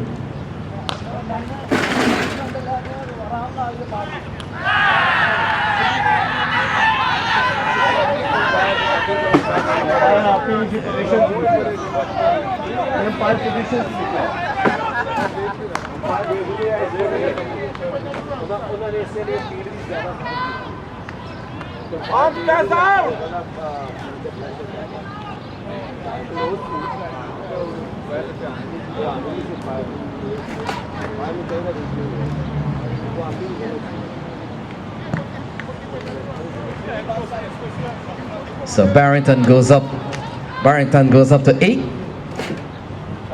A big appeal there. Direct throw from the man out at long off. Might have been Ravi Inder Singh. We'll pick up the fielder. But a direct throw. Good bit of work there from the fielder. Barrington survives. He's on 8. And it was a strong throw, Len. It hit the middle stump out of the ground. And as the batter, Ravi Inder Singh it was, as the batsman was closing in at the non-striker's end. So no elevation this time, beaten by a very good ball here from Milind Kumar. And Haslim continues to prod on here. He's on 19 of just 7 balls, 27 for none. And Len, a huge over from a Rockaway striker standpoint. 19 runs coming from it. Easily the most expensive over of the day so far. In fact, when Tigers batted, their most expensive over yielded 16 runs. And so with the triple strikes by Haslim at the top of the over, 1 for 6, 1 for 4, then came back with a 6 from the first 3 balls. It set the stage to complete that second over. So 27 for none already, 116 more needed from 108. And so the Ass now down to just about run a ball from here on forward for Rockaway. So Syed Rasel and Carl Syed Rasel made a very good comeback considering one of the balls went for 6. Yes, Len, the second one was struck for a massive 6 by Barrington through mid-wicket. And you were right, came back, conceded just 2 more runs thereafter. So Haslim on 19 not out, 27 for none. Oh, big shot straight down the ground, off the bat of Wasim Haslim. He goes up to 25. It's 33 without loss. Big strike here from Wasim Haslim, Carl. So Haslim looking to make light work here of this bowling attack from East Coast Tigers. And see ball, hit ball. And he's seeing them right in the slot at the moment. And Haslim not a man to wait around and see pet and powder, as they say, not to want to tuck it around. If the ball is there to be hit and it's in his arc, he's going to let the hands go. And so far, that's his 3rd Greenline Independence Cup maximum of his innings. He goes up to 25 from just 8 deliveries. So it's 33 for none, 110 from 107 balls. Rasel is the bowler. Where do you put fielders? Pulled away through the onside. Fielder is coming around. Watches it goes past the rope. And it goes away for another boundary. Wasim Haslim on fire here. He's on 29. My word, Len, and he's looking to make short work here of this run chase. And so far, looks like Haslim is in a hurry, trying to perhaps get a break. Probably take a nap in between matches, as he is in a no-nonsense mood at the moment. 29 from just 9 balls.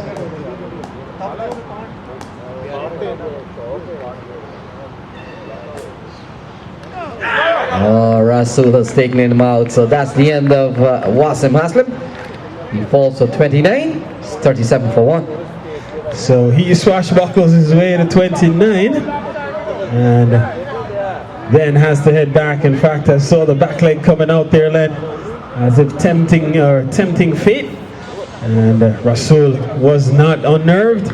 He gets one spot on, right on the crease. And Haslim plays around it. 37 for 1, as the applause goes up in the Rockaway Strikers Pavilion for a cameo by Wasim Akram Haslim.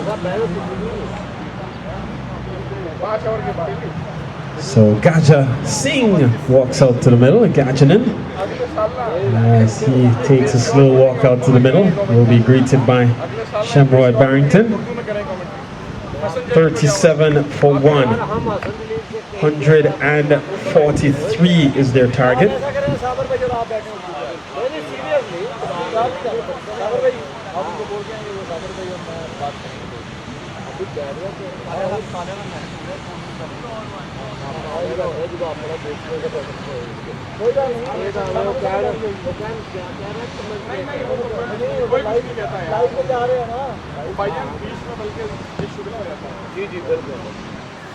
So 37 for 1.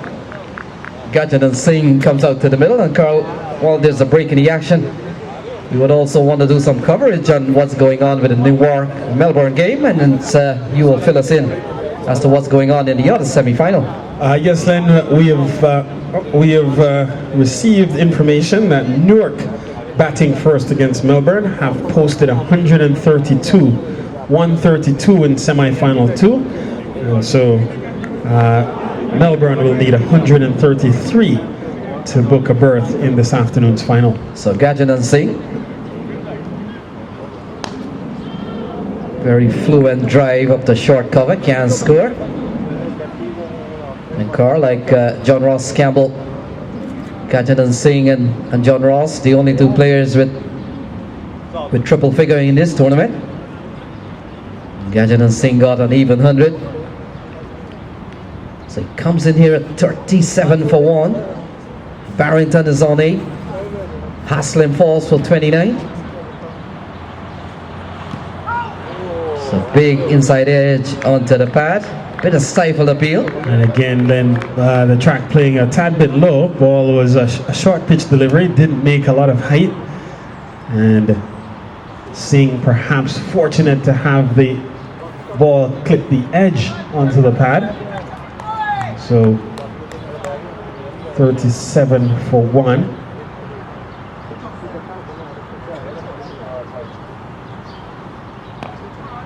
So Gajanand Singh defends, and Carl, in a month or 2, Gajanand Singh will be on to bigger things, at least bigger than what's going on here. Not to play down this event. This event, first of all, when I was interrupted, I was making the point that the boys from Pac First have really put together a grand event here.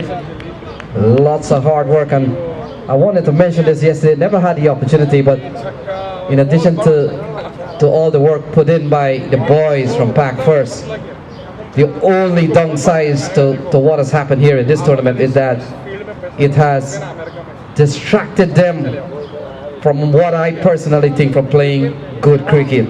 But or playing their best cricket. Yes, still played good cricket, but may not have been well enough to advance it. So. Yes, so there was a little bit of problem, I think, from their playing ability, but it was a good problem. It was for a good cause to watch other guys perform well.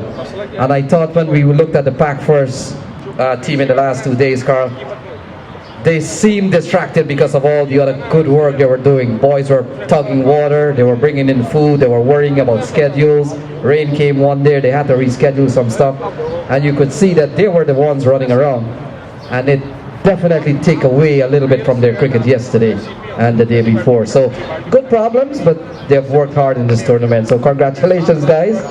Maybe not on the cricket field, but you guys have done a tremendous work.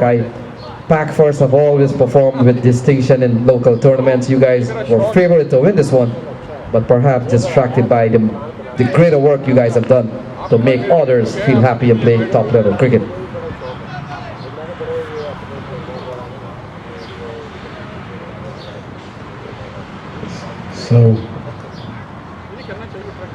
So Milind gives way. Milind Kumar gives way to Tapash Baisya.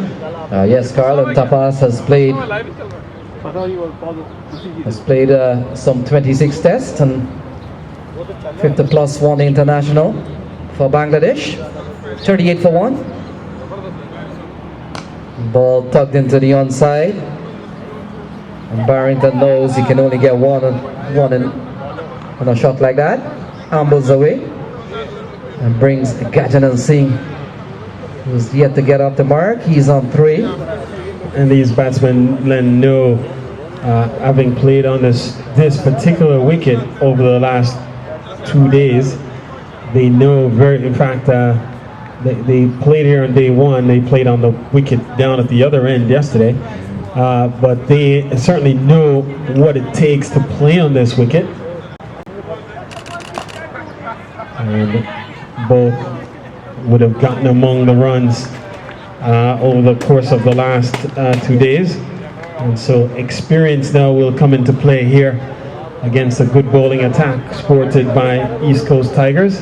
Yes, Carl, you look at Tapas, and they don't get experience as that. He's a fierce competitor, and he brings to this team wealth of experience that he would have collected playing international cricket for Bangladesh. And he's a keen competitor. Expect him to give you a good 4. Shemroy Barrington is on 940 for 1 here. Oh, Barrington picks up 1. Fielder comes around.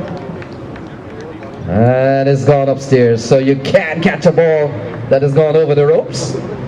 So he was hanging there momentarily. Barrington goes up to 15. That's a good shot. And that's the second Greenline Independence Cup maximum off the blade of Barrington.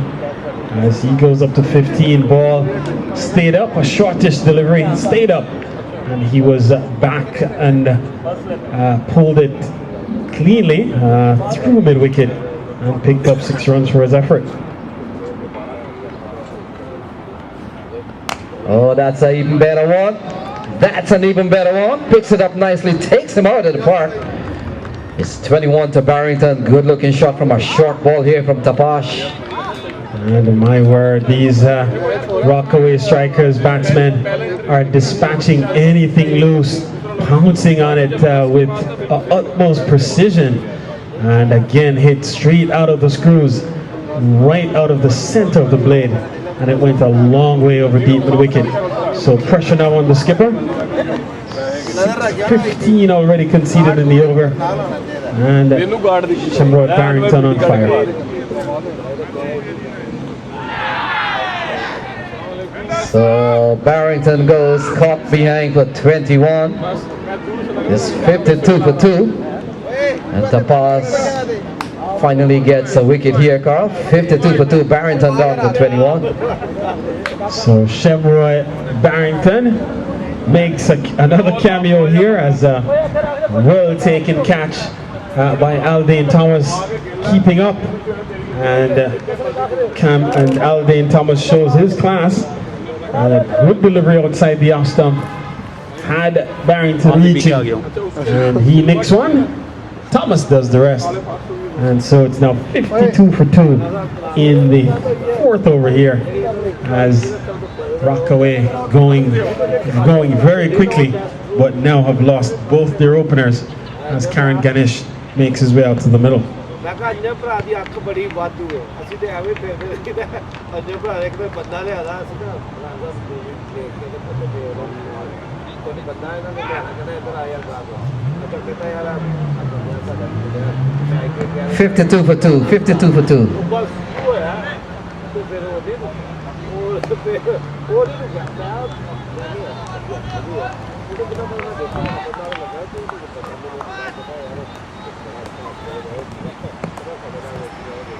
So Karen Ganesh, the captain, comes in here, Carl, at 52 for 2. Still 91 to get from 97 balls.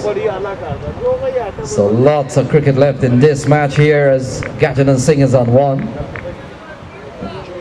Haslim for 29, Barrington for 21, the two batsmen out, 52 for 2. So the asking rate though now is down to 5.6 per over. So run a ball is the ask from here on out.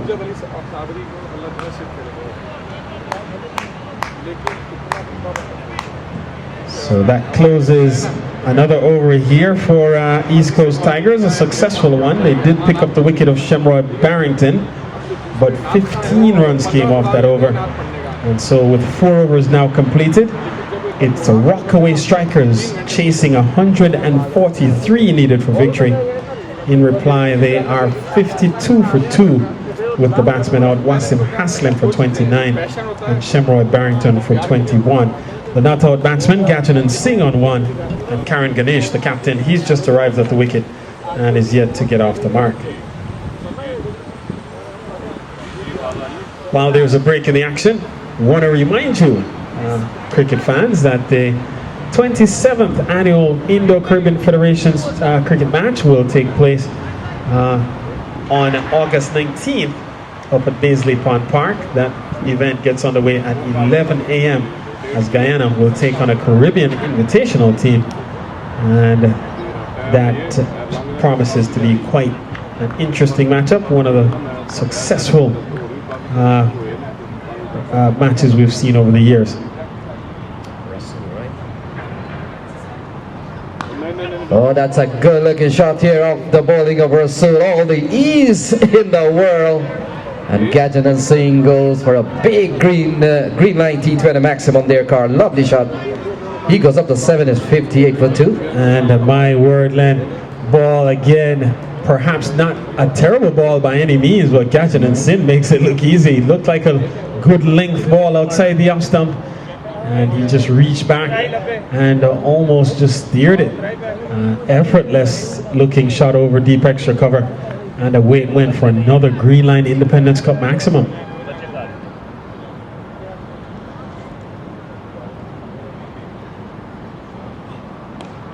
And Carl, Gajanand Singh will be a key man here with Barrington and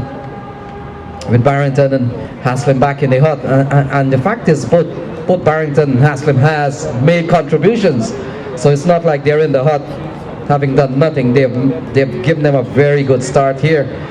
21, 29 in T20 cricket, that's a score. So Barrington and Haslim has given them a good platform here, and I'm saying Gajanand and Ganesh will be key here to press on from there with 84 to win from 94 balls. Yes, Len, the foundation has been laid, and even though they only hung around for 4 overs, let's say, the foundation has been set with 60 runs almost already on the board. So Ganesh cuts, can score, and the score remains at 59 for 2. The fact is, with Ganesh, this could be a game in which his mode of batting suits.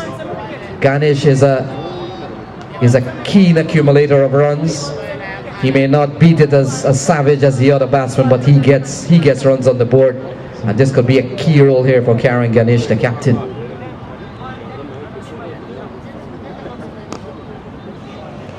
On the other hand, I'm pretty sure that ECT will be hoping that they can snare a wicket or two and even up things. 84 from 92 balls, still a lot of cricket left here, Carl. So this game could be a very competitive semi-final with 2 of the better teams, as we have said during the course coming into this final here.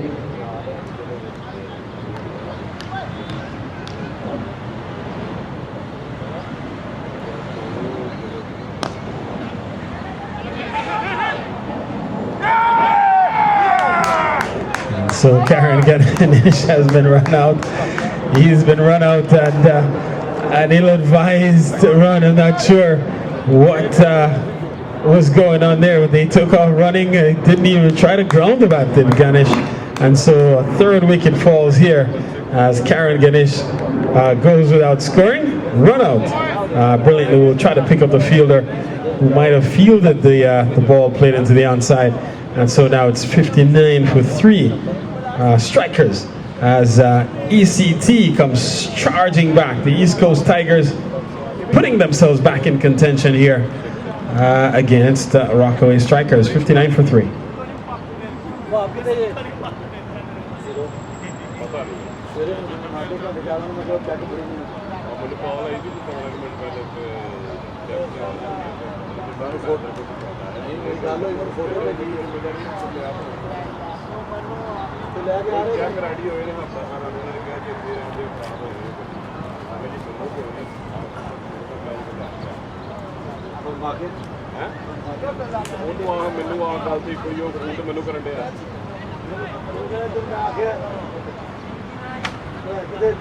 Come on guys, शाबाश भाई एल्डू out कर दो उसके बाद पीछे फारक ने सारे शाबाश शाबाश कीप फाइटिंग बॉय इसको आउट कर दो लेफ्टी को बस फोटो पे यूएस में हो ये क्या थोड़ा मैसेज को पता क्यों है जबरदस्ती कैसे आप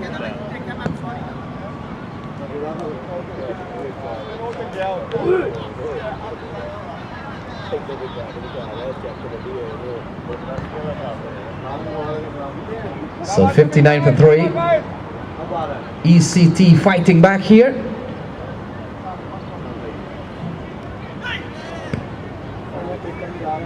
So Gajanand Singh goes up to 9 calls, 60 for 3. And so Dayanan Rupnarayan, the batsman who comes out to replace Karen Ganesh.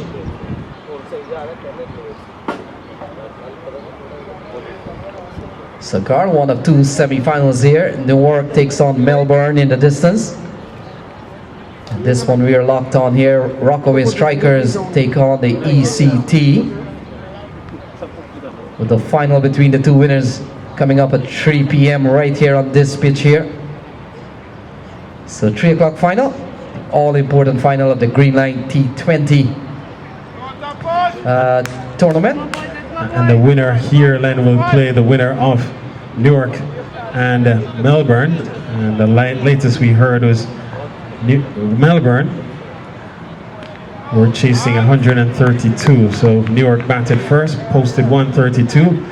Melbourne trying to get to 133 to play again at 3 o'clock, if they are to play. And then of course here, Rockaway strikers chasing 143 to book a berth. And of course, Tigers stand in the way. Yes, Carl, a bit of pressure here on the Rockaway strikers. They've lost a couple of wickets in the last 4 or 5 balls. Could have lost Barrington and Karen Ganesh. Gajanand Singh is on 9. Rupnarayan is yet to face a ball. And all of a sudden, ECT has certainly regrouped.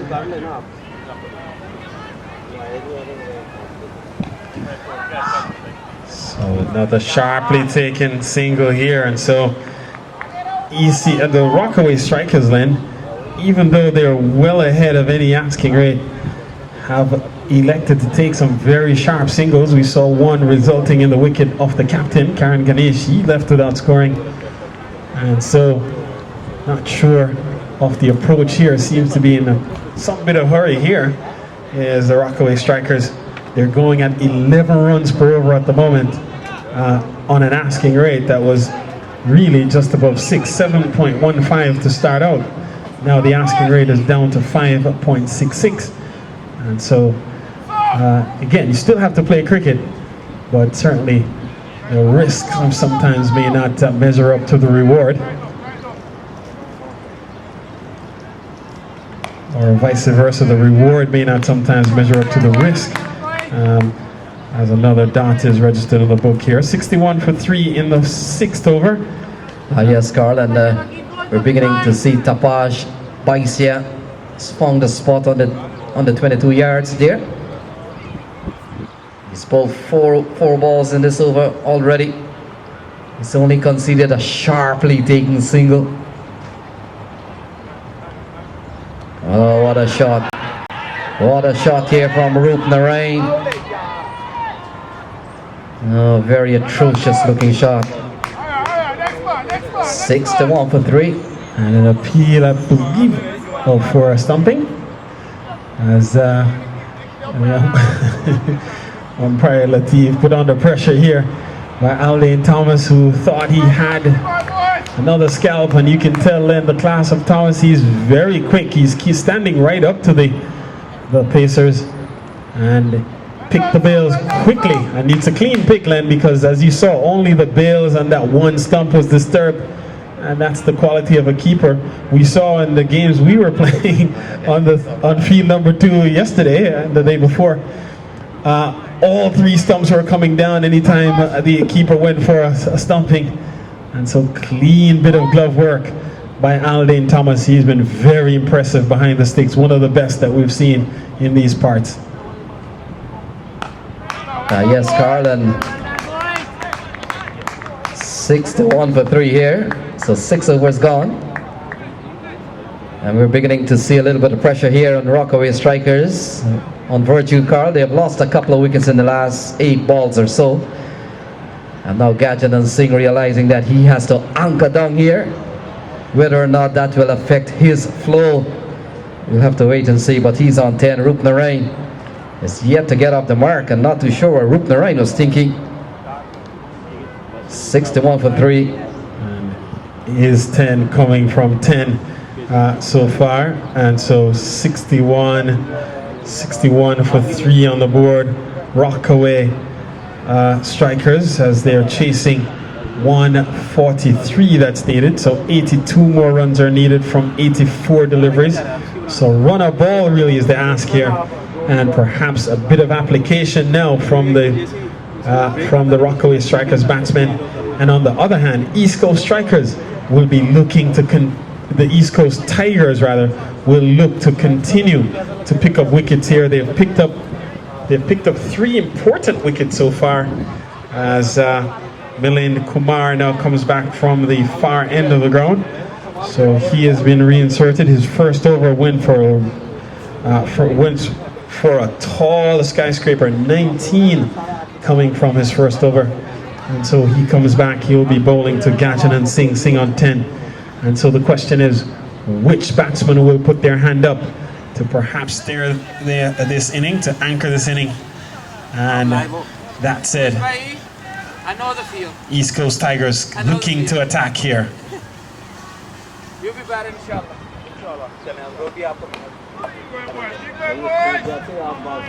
So Gajanand Singh, he's on 10, is 61 for 3.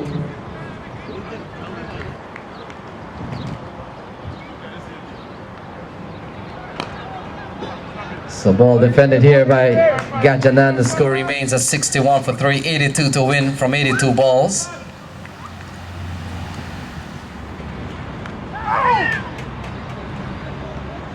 And so Milind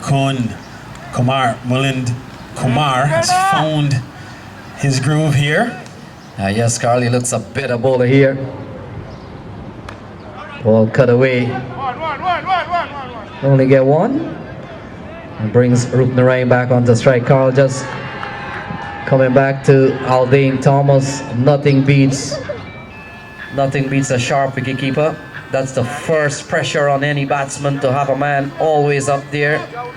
A man of expertise, as Eldane Thomas has certainly proved in the Caribbean. One of the better glove men in Jamaica.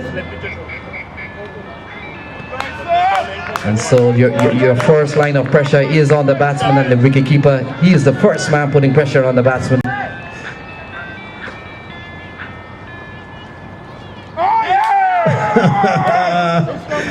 Another run is gone here without scoring. So Eldane Thomas takes another scalp here off the bowling of Milind Kumar.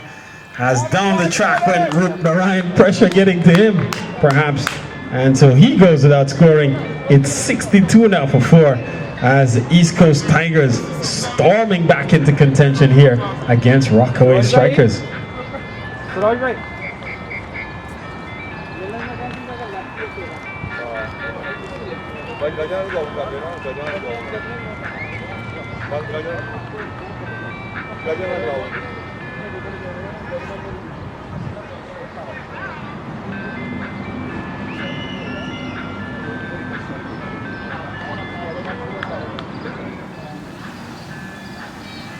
अधीर भाई work करते हुए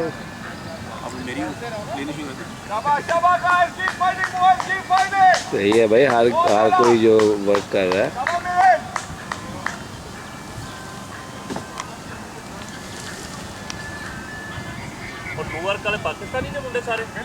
हाँ जी,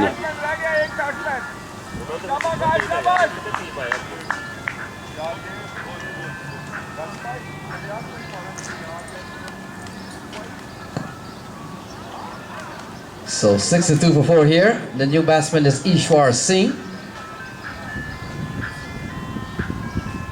So Carl, we got the brothers out in the middle, Gajanand Singh and Ishant Singh. And a little bit of trouble here for Rockaway Strikers. They're batting a 62 for 4. And suddenly, Len, they need a partnership. They are off to a flyer.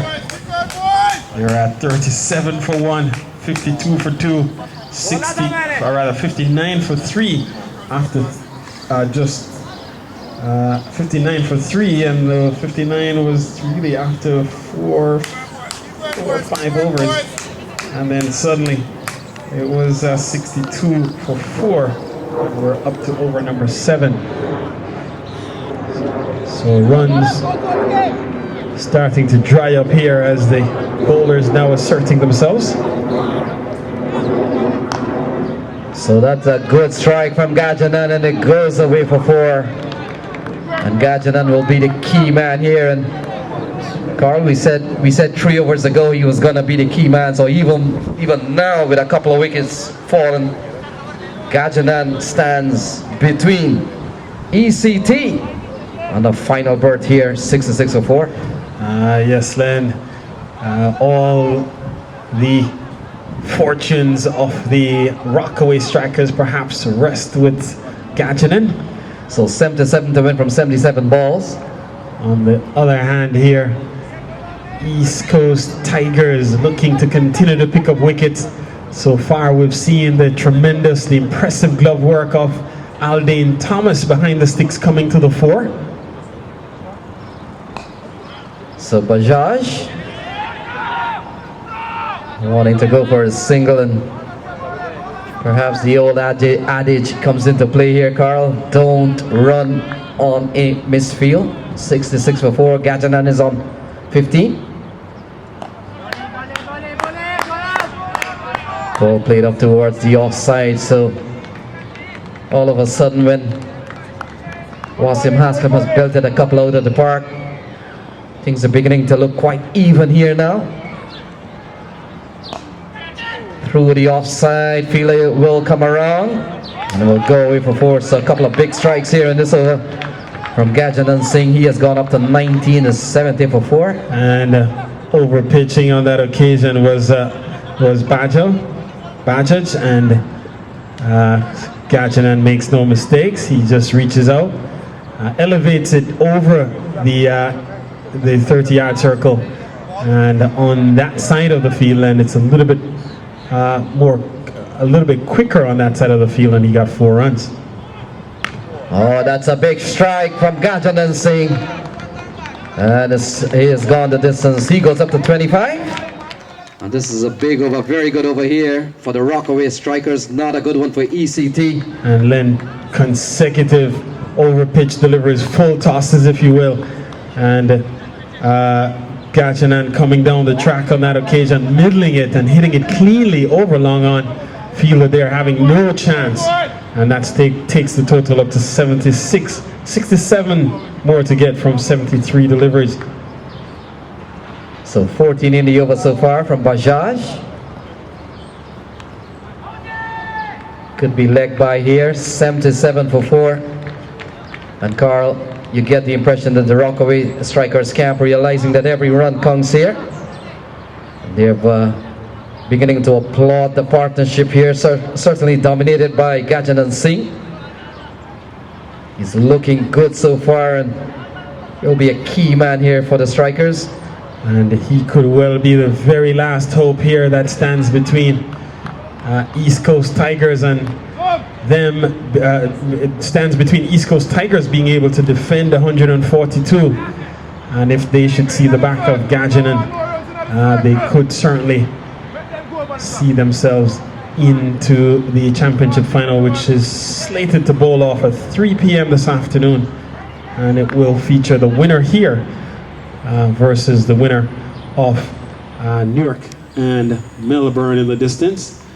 Melbourne chasing 132. We saw that they lost one of their batters earlier on, and so we'll try to pick up a score coming out of that game to keep you abreast as to how things are developing for this afternoon's championship final. So Kumar continues 2 overs, no men 1 for 20. In fact, not Kumar, we'll pick up the new bowler there, happens to be 96.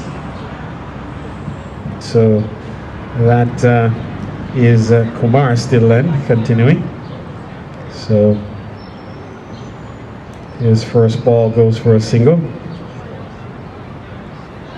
So Ishant Singh will face his first ball, and 78 on the board. 78 for 4. The Singh brothers out in the middle, Gajanand and Ishant, and they're looking to perhaps put a partnership together here for the Rockaway strikers if they are to emerge from this semi-final number 1.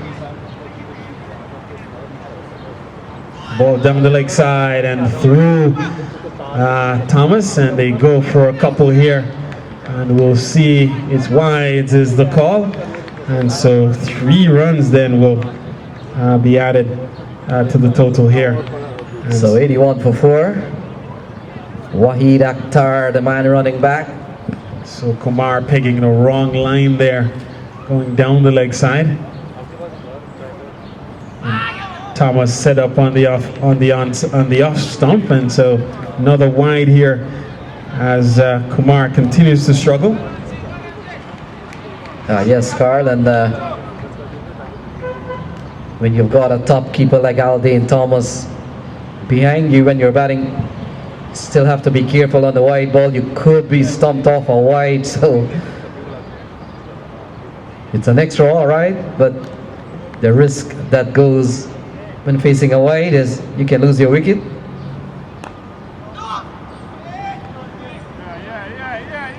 So 6-1 to win from 70 balls. Gajanand Singh is on 26 not out.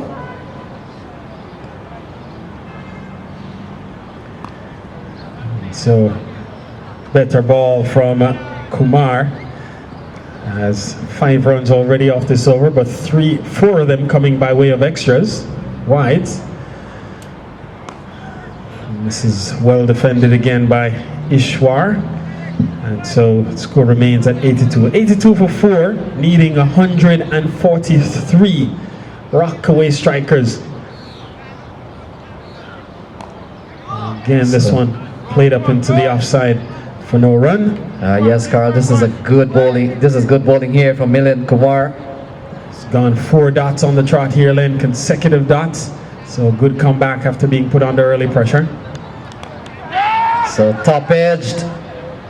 Oh, and gone. So Ishwar goes without scoring also.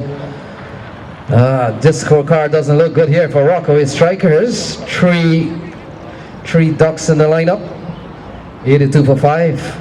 And so now the question is, can Gajanand Singh get a reliable partner here to help him through, to help him towards the target?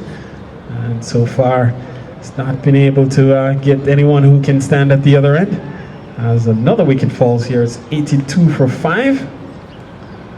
And Singh on 26. New batsman heads out to the middle. appears to be Zahir Mohammed.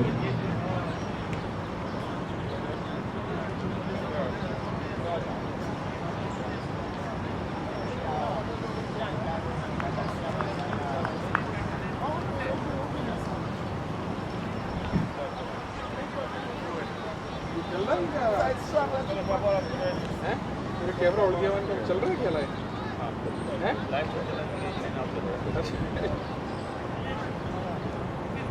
Sabir bhai, good camera work. We're gonna give you next year all the cameras. You're gonna be in charge. You're gonna be sitting on the switcher. 82 for 5, 82 for 5, 9 gone. So 6-1 to win from 66 balls, 6-1 from 66. As Zahir Mohammed comes out to the middle here, 82 for 5. 61 more runs from 66 balls.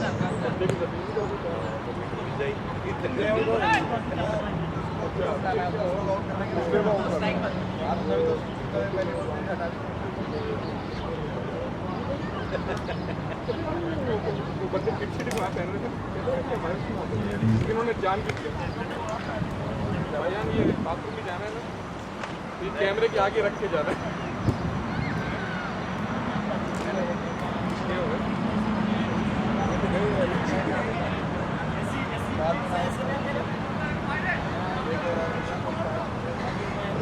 So Tapash Baisya reintroduces himself into the attack from the media center end. He'll be bowling to Gajanand Singh. In fact, he'll be bowling to Zahir Mohammed. Mohammed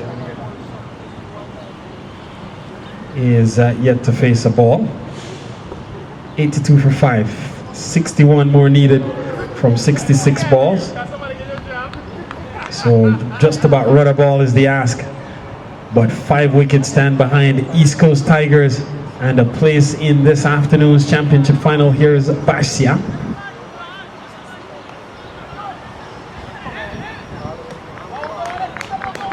So yes, Carl, the pressure on strikers here. They have lost wicket. You look at the scorecard: Barrington for 21, Haslim for 29, Gajanand Singh not out 26. That's the 1, 2 and 3 batsmen. And you look at number 4, Karen Ganesh without scoring, Rup Narain without scoring, Ishant Singh without scoring. And it's beginning to tell a story here as ECT fights back. They go through for 1. Being pressured to take even more singles card. It's 83 for 5. And Gajanand now then will perhaps have to farm the strike here even from now on.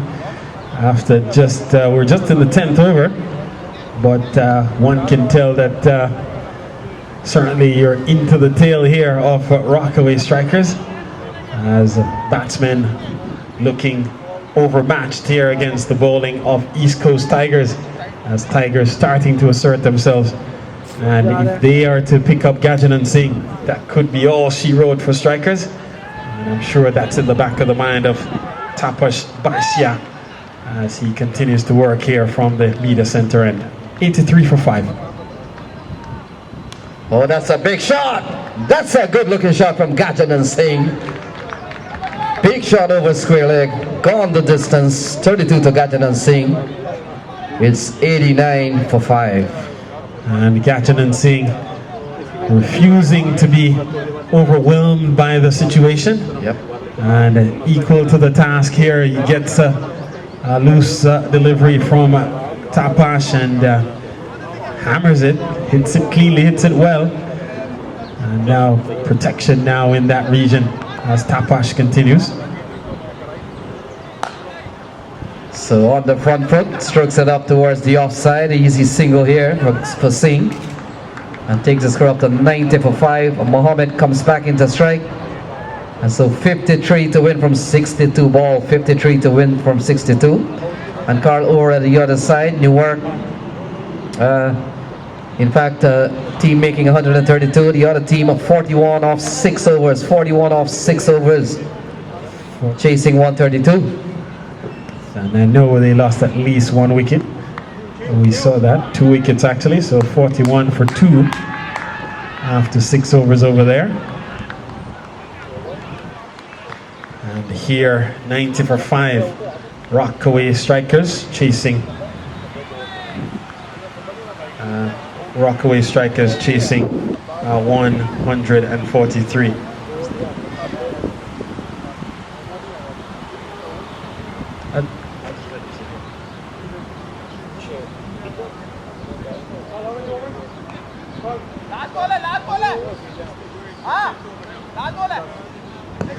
So 9.5 overs. We're in over number 10, 90 for 5 on the board. 8 runs already conceded in this over. Here's Tapash. Down the leg side, and this one is going to go away for wides. And so 2 more will go on the scoreboard here. As score goes up to 92. And Tapash will have to re-bowl here. So pegging the wrong line again here, Len. And so extras now starting to add up. 8 extras, wides totaling 7 of those. So 92 to win. In fact, 51 to win from 61 balls, 92 on the board. Gajanand Singh, the top scorer so far, 33. Everything hangs on his shoulder here. So another single taken by Singh, and so he farms the strike. He'll go up to 34. That completes the 10th over, and so at the halfway mark here in the run chase, after 10, it's 50 to win from the next 10 overs. Asking rate 9, and the asking rate 5 per over. So 93 for 5, Singh on 34, and Zahir Mohammed on 1.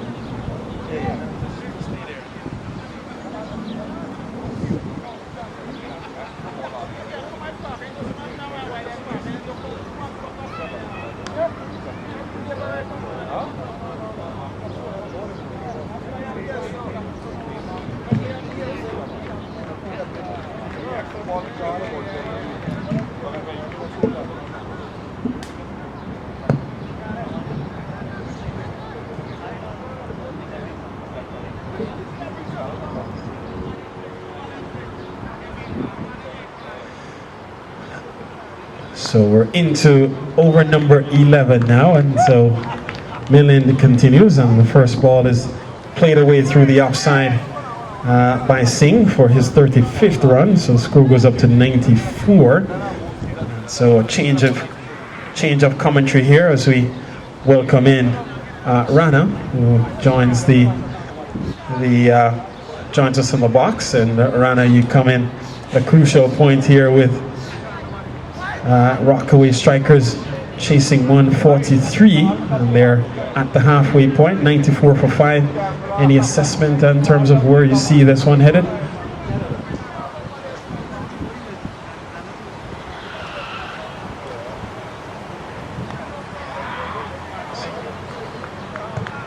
Thank you, Carl, and Lenny, and you're doing an excellent job. And time to time you're inviting me as a guest. I'm very happy, and it's a proud moment that I always wanted to do the commentary, and you guys are teaching me, so I really appreciate you and Lenny. And a chance there for perhaps a run out, and Gajanand Singh running to the danger end as they are trying desperately to get him back on strike. And a chance perhaps for a run out, which would have spelled disaster for Rockaway. And the man there running in quickly wasn't able to pick up cleanly. And in the end, Singh gets through to complete the single.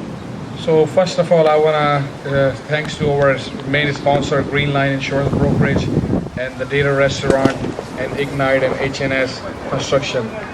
They're doing a fabulous job. It's the 4th of July weekend, and happy Independence Day to America. What a fabulous weather to play cricket. This one hit down the ground for another single here by Singh.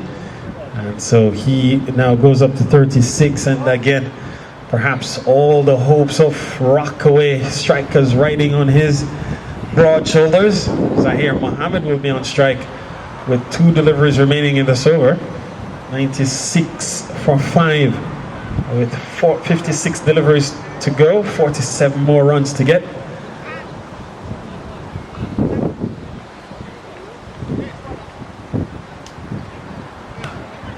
So punched away for at least a couple. They go for one, they turn quickly, they come back for the second. And so 2 more runs here to Mohammed. That's a very good running between the wickets. So you were talking about Rockaway.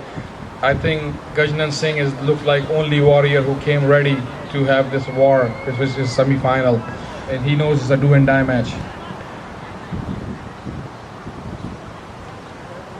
So this one is just stopped into the onside, and that completes the over. 5 runs coming from it. And so then with 11 gone, it's Rockaway Strikers chasing 143 needed for victory. They're 98 for 5 after 11, with Gajanand Singh unbeaten on 36. Zahir Mohammed is still there on 4. And so 9 overs remain here to get 45 asking rate, 5 runs per over. See, Carl, the Rockaway striker, what Gajanand Singh is doing, he's showing his class, he's showing his experience, he is hanging around there. And that's what I was saying yesterday, number 3 batsman, where Virat Kohli plays very important position, especially in the chase. So Gajanand Singh is doing the same thing. You know, he plays 26 ball, make 36 run. He hit 2 4s and 3 6s. So when the Rockaway striker start, they were going boom, boom, boom. All the 6s and 4. Wasim has played 29 runs inning. Shemroy played 21. But everything depends on Gajanand Singh's shoulder right now. Well, so far he's proven to be equal to the task. And ECT has made a good comeback. They took a quick wickets, and especially the way they are bowling and now they are fielding. They know this is a do and die match. Whoever wins here goes to the final. And the price of the final winner is $15,000 from Greenline Insurance Company, and the runner will get the $5,000. So it will be a good prize for both teams. But right now, for Gajanand Singh to stay there, if Rockaway needs to win, and for ECT, they need to take Gajanand Singh out if they want to win this game. So Elias has been introduced into the attack. He replaces Tapash Baisya at the media center end. So first ball hit into the hand of Elias. He doesn't take the catch. And so a chance there offered by Gajanand, and perhaps the fortunes of strikers, or the fortunes of East Coast Tigers, may have been in that opportunity. Still left to be seen. 53 more deliveries to go. And so Elias gets one, can't handle it, couldn't hang on to it. And this time Gajanand just let that one go by outside the off stump. 98 for 5 here, Rana.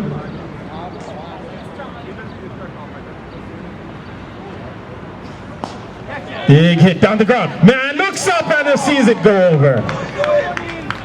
So it's gone the distance, and we get the signal from umpire Steve. See, that's the second chance they have given to Gajanand Singh. The first one, Elias tried his best, but that was a tough chance. But right now, this was an easy chance, and the fielder let the ball go through. You cannot win the matches with dropping catches. If you have to win the matches, you have to take the catches. Elias is doing his best. He tried his best to catch that ball. The second ball was right there, the second chance. So in 2 balls, you cannot give a chance a player like Gajanand Singh. So Milan Kumar, the man out in the deep. This one is paddled into the onside for 1. And so that takes Singh up to 43. And he is perhaps making an appearance here in this tournament on his way to duties in the Caribbean Premier League, the CPL, where he'll represent the Amazon Warriors, Guyana Amazon Warriors. And he certainly is one of the better players of the T20 format on this side of the continent, and certainly he is expected to feature well with the Guyana Amazon Warriors as Elias will continue. The scamper through for a single, and Thomas misses, and so they come back for a second. So again, pressure building up here, forcing the batters to take some sharp chances, and in the end, Eldane Thomas coming out quickly from behind the stumps, missed from near point blank range, and so it's now 107 for 5. 107 for 5. We're in over number 12, being bowled by Elias.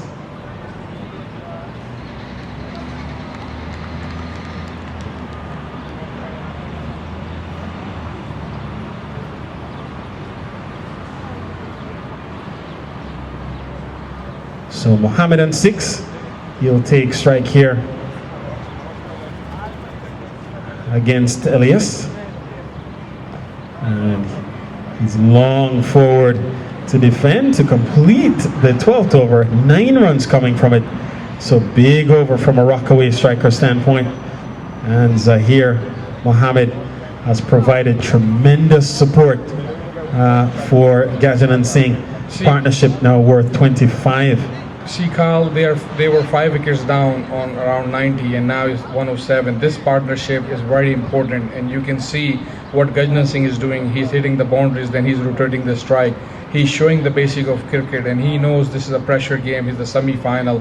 What Tapash needs to do, he needs to take attack more and take Gajanand Singh wicket if he wants to win the semi-final. There is no way you can defend 36 runs on 48 balls. If Gajanand Singh stays, and if you cannot bowl Rockaway out, there's no way ECT can come back. So what ECT needs to do, they need to gather together. They're having a team meeting right now, and they need to have a plan against Gajanand Singh. They need a one good over to come back in this game, because Rockaway is taking this game away, and the difference between the two teams is Gajanand Singh.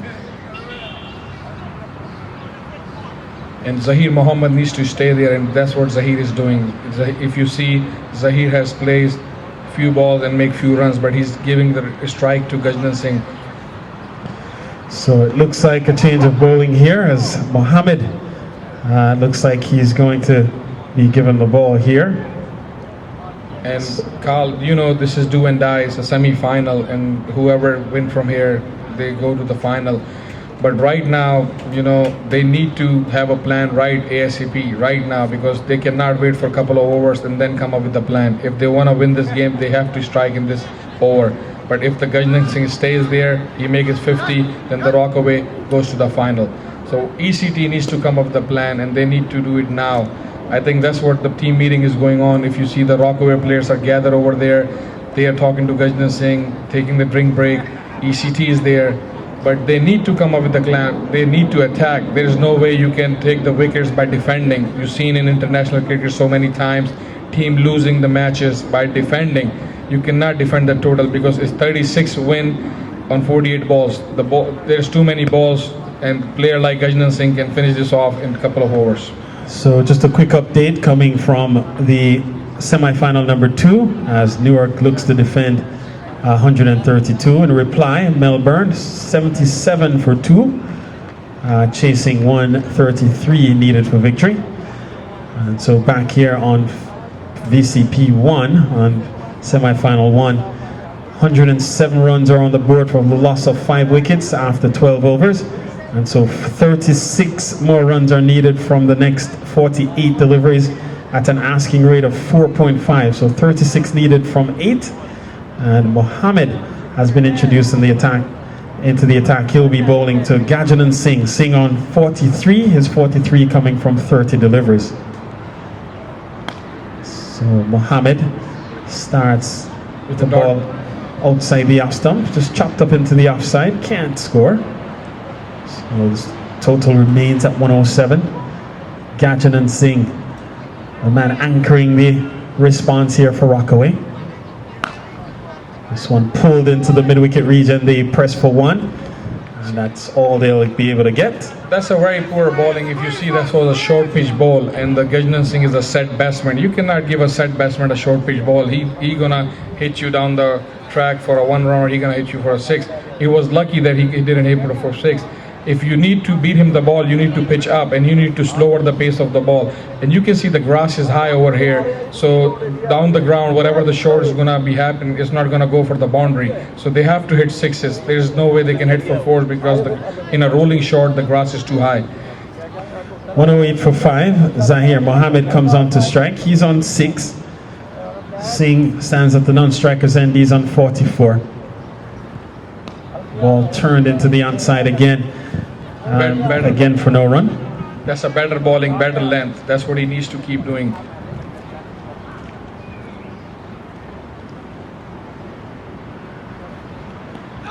And again on the defensive is Mohammed. So he is proven to be a useful partner here for Gajanand Singh, holding up one end of the bargain here.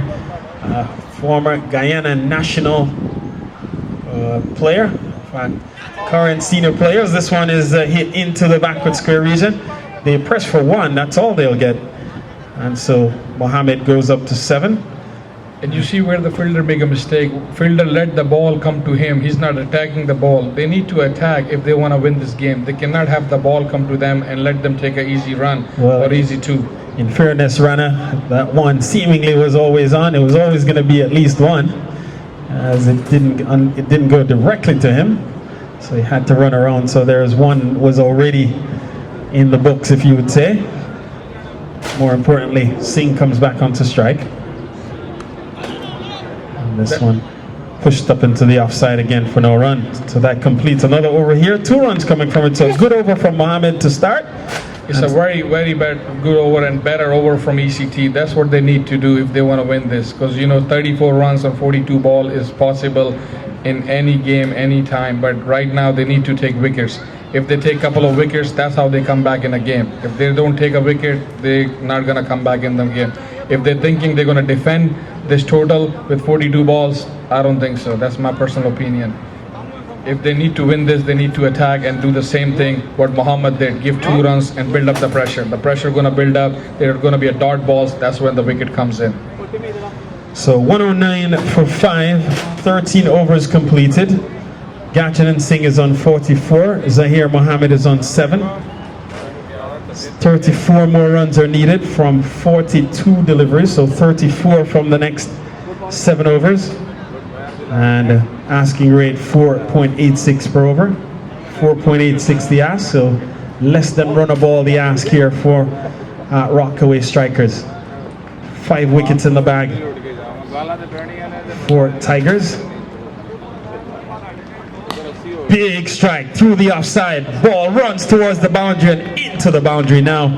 And so Zahir Mohammed proving that he's no slouch.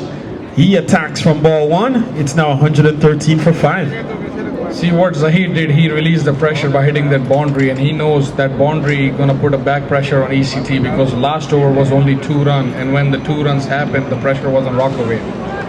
So less than 5 runs per over, really 4 runs per over the ask, and so he gets his 4 runs already from ball 1. And so he can afford now to even take 5 dots if he wants. Or just perhaps play it around for singles. Another dot here as Elias continues.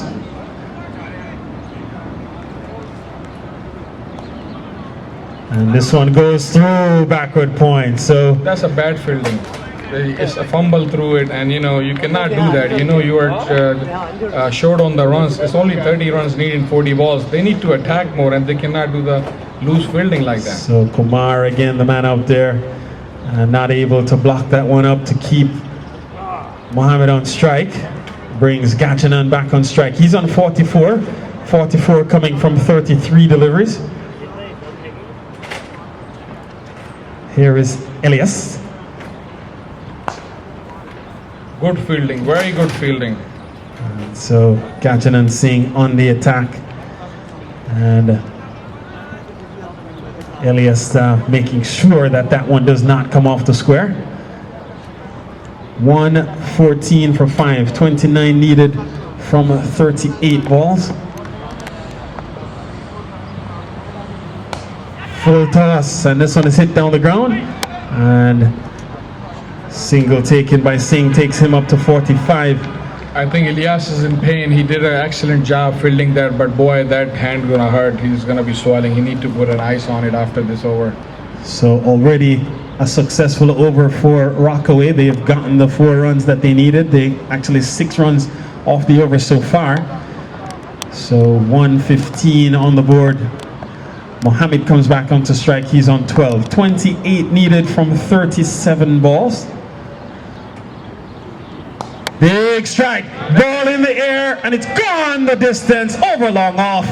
And so that's 6 runs to Mohammed, takes him up to 18, takes the total then up to 121. See, Carl, this is what Zahir Mohammed is doing. Zahir Mohammed take a responsibility, hit the 4 in the first ball, and then hit a 6. So it released the pressure. Now Rockaway is in the game, and it's only 22 runs in 36 balls. So it's like it should be an easy walk for them from here. So Singh will be on strike at the beginning of the next over. He's on 45, 22 needed from 36 deliveries. And so 6 overs remaining here. And these next 36 deliveries will determine who will play this afternoon in the championship final.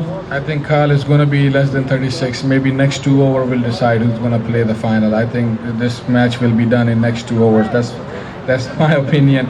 Again, but by looking at experience, it's 22 runs. And what Zahir is doing, he took a pressure off of Gajanand Singh. ECT did pretty good by taking the wickets, but they have to keep taking the wickets to build up pressure on the other team. And Rockaway has both a professional cricketer, Gajanand Singh, very experienced player, and Zahir Mohammed, who's a current cricket player. He knows how important his wicket is. So another wicket falls in the Melbourne, New York game. He's swinging through this one, and so that ball recorded here. So Gajanand Singh on 45 punches this one away, and he'll get at least 1. Again, a misfield. You see, Carl, this is what I was talking about yesterday. Basic cricket, you cannot do the misfielding when you are defending the total so low. And it's only 20 runs needed on 34 balls. And you cannot give these batsmen easy singles. They are professional. Zahir Mohammed is playing in Guyana, and Gajanand Singh is very experienced.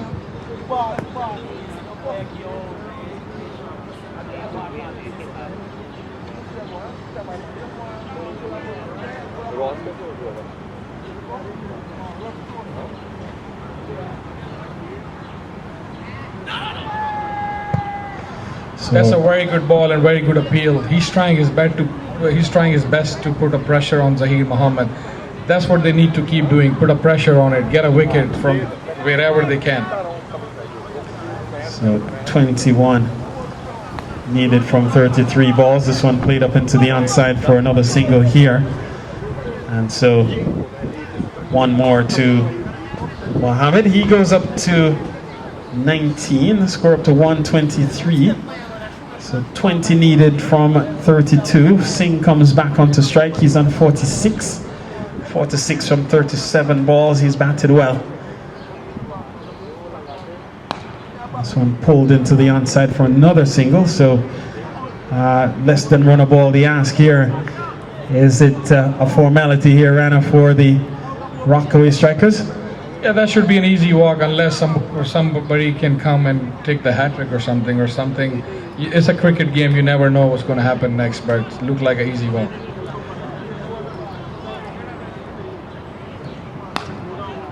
Ball pulled into the mid-wicket region, and that will bring up the 4 runs for Rockaway.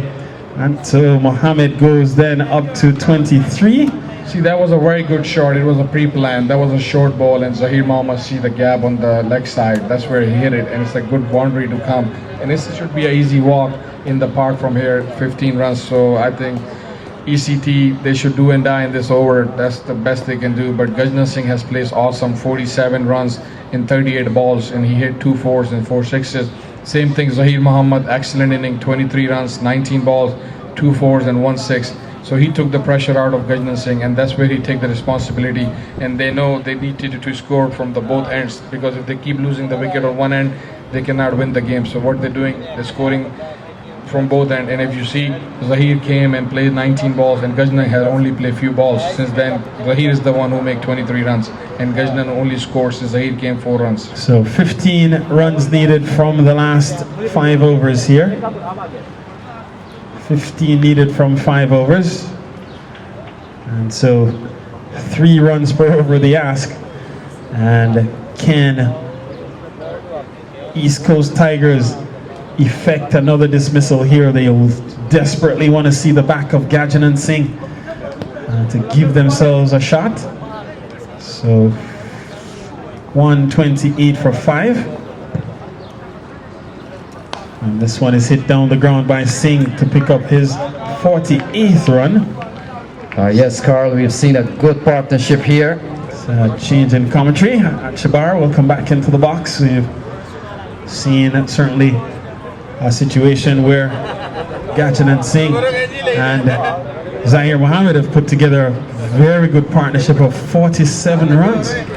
Yes, Carl, of course spearheaded by Gajanand Singh, but the role Zahir Mohammed has played has to be as equal perhaps as Gajanand Singh in terms of a partnership building, and he has looked the part, Zahir Mohammed. And Gajanand Singh, he's on the verge of perhaps getting a 50 here, and he could be the man responsible for strikers should they get into the all-important final. And the way things are here, shouldn't have any hiccups anymore, but Gajanand Singh has really put them on course here. And Zahir Mohammed, although he batted what? He batted at 7 on this lineup, I'm pretty sure. Oh, big shot, brings up the 50 here for Gajanand Singh.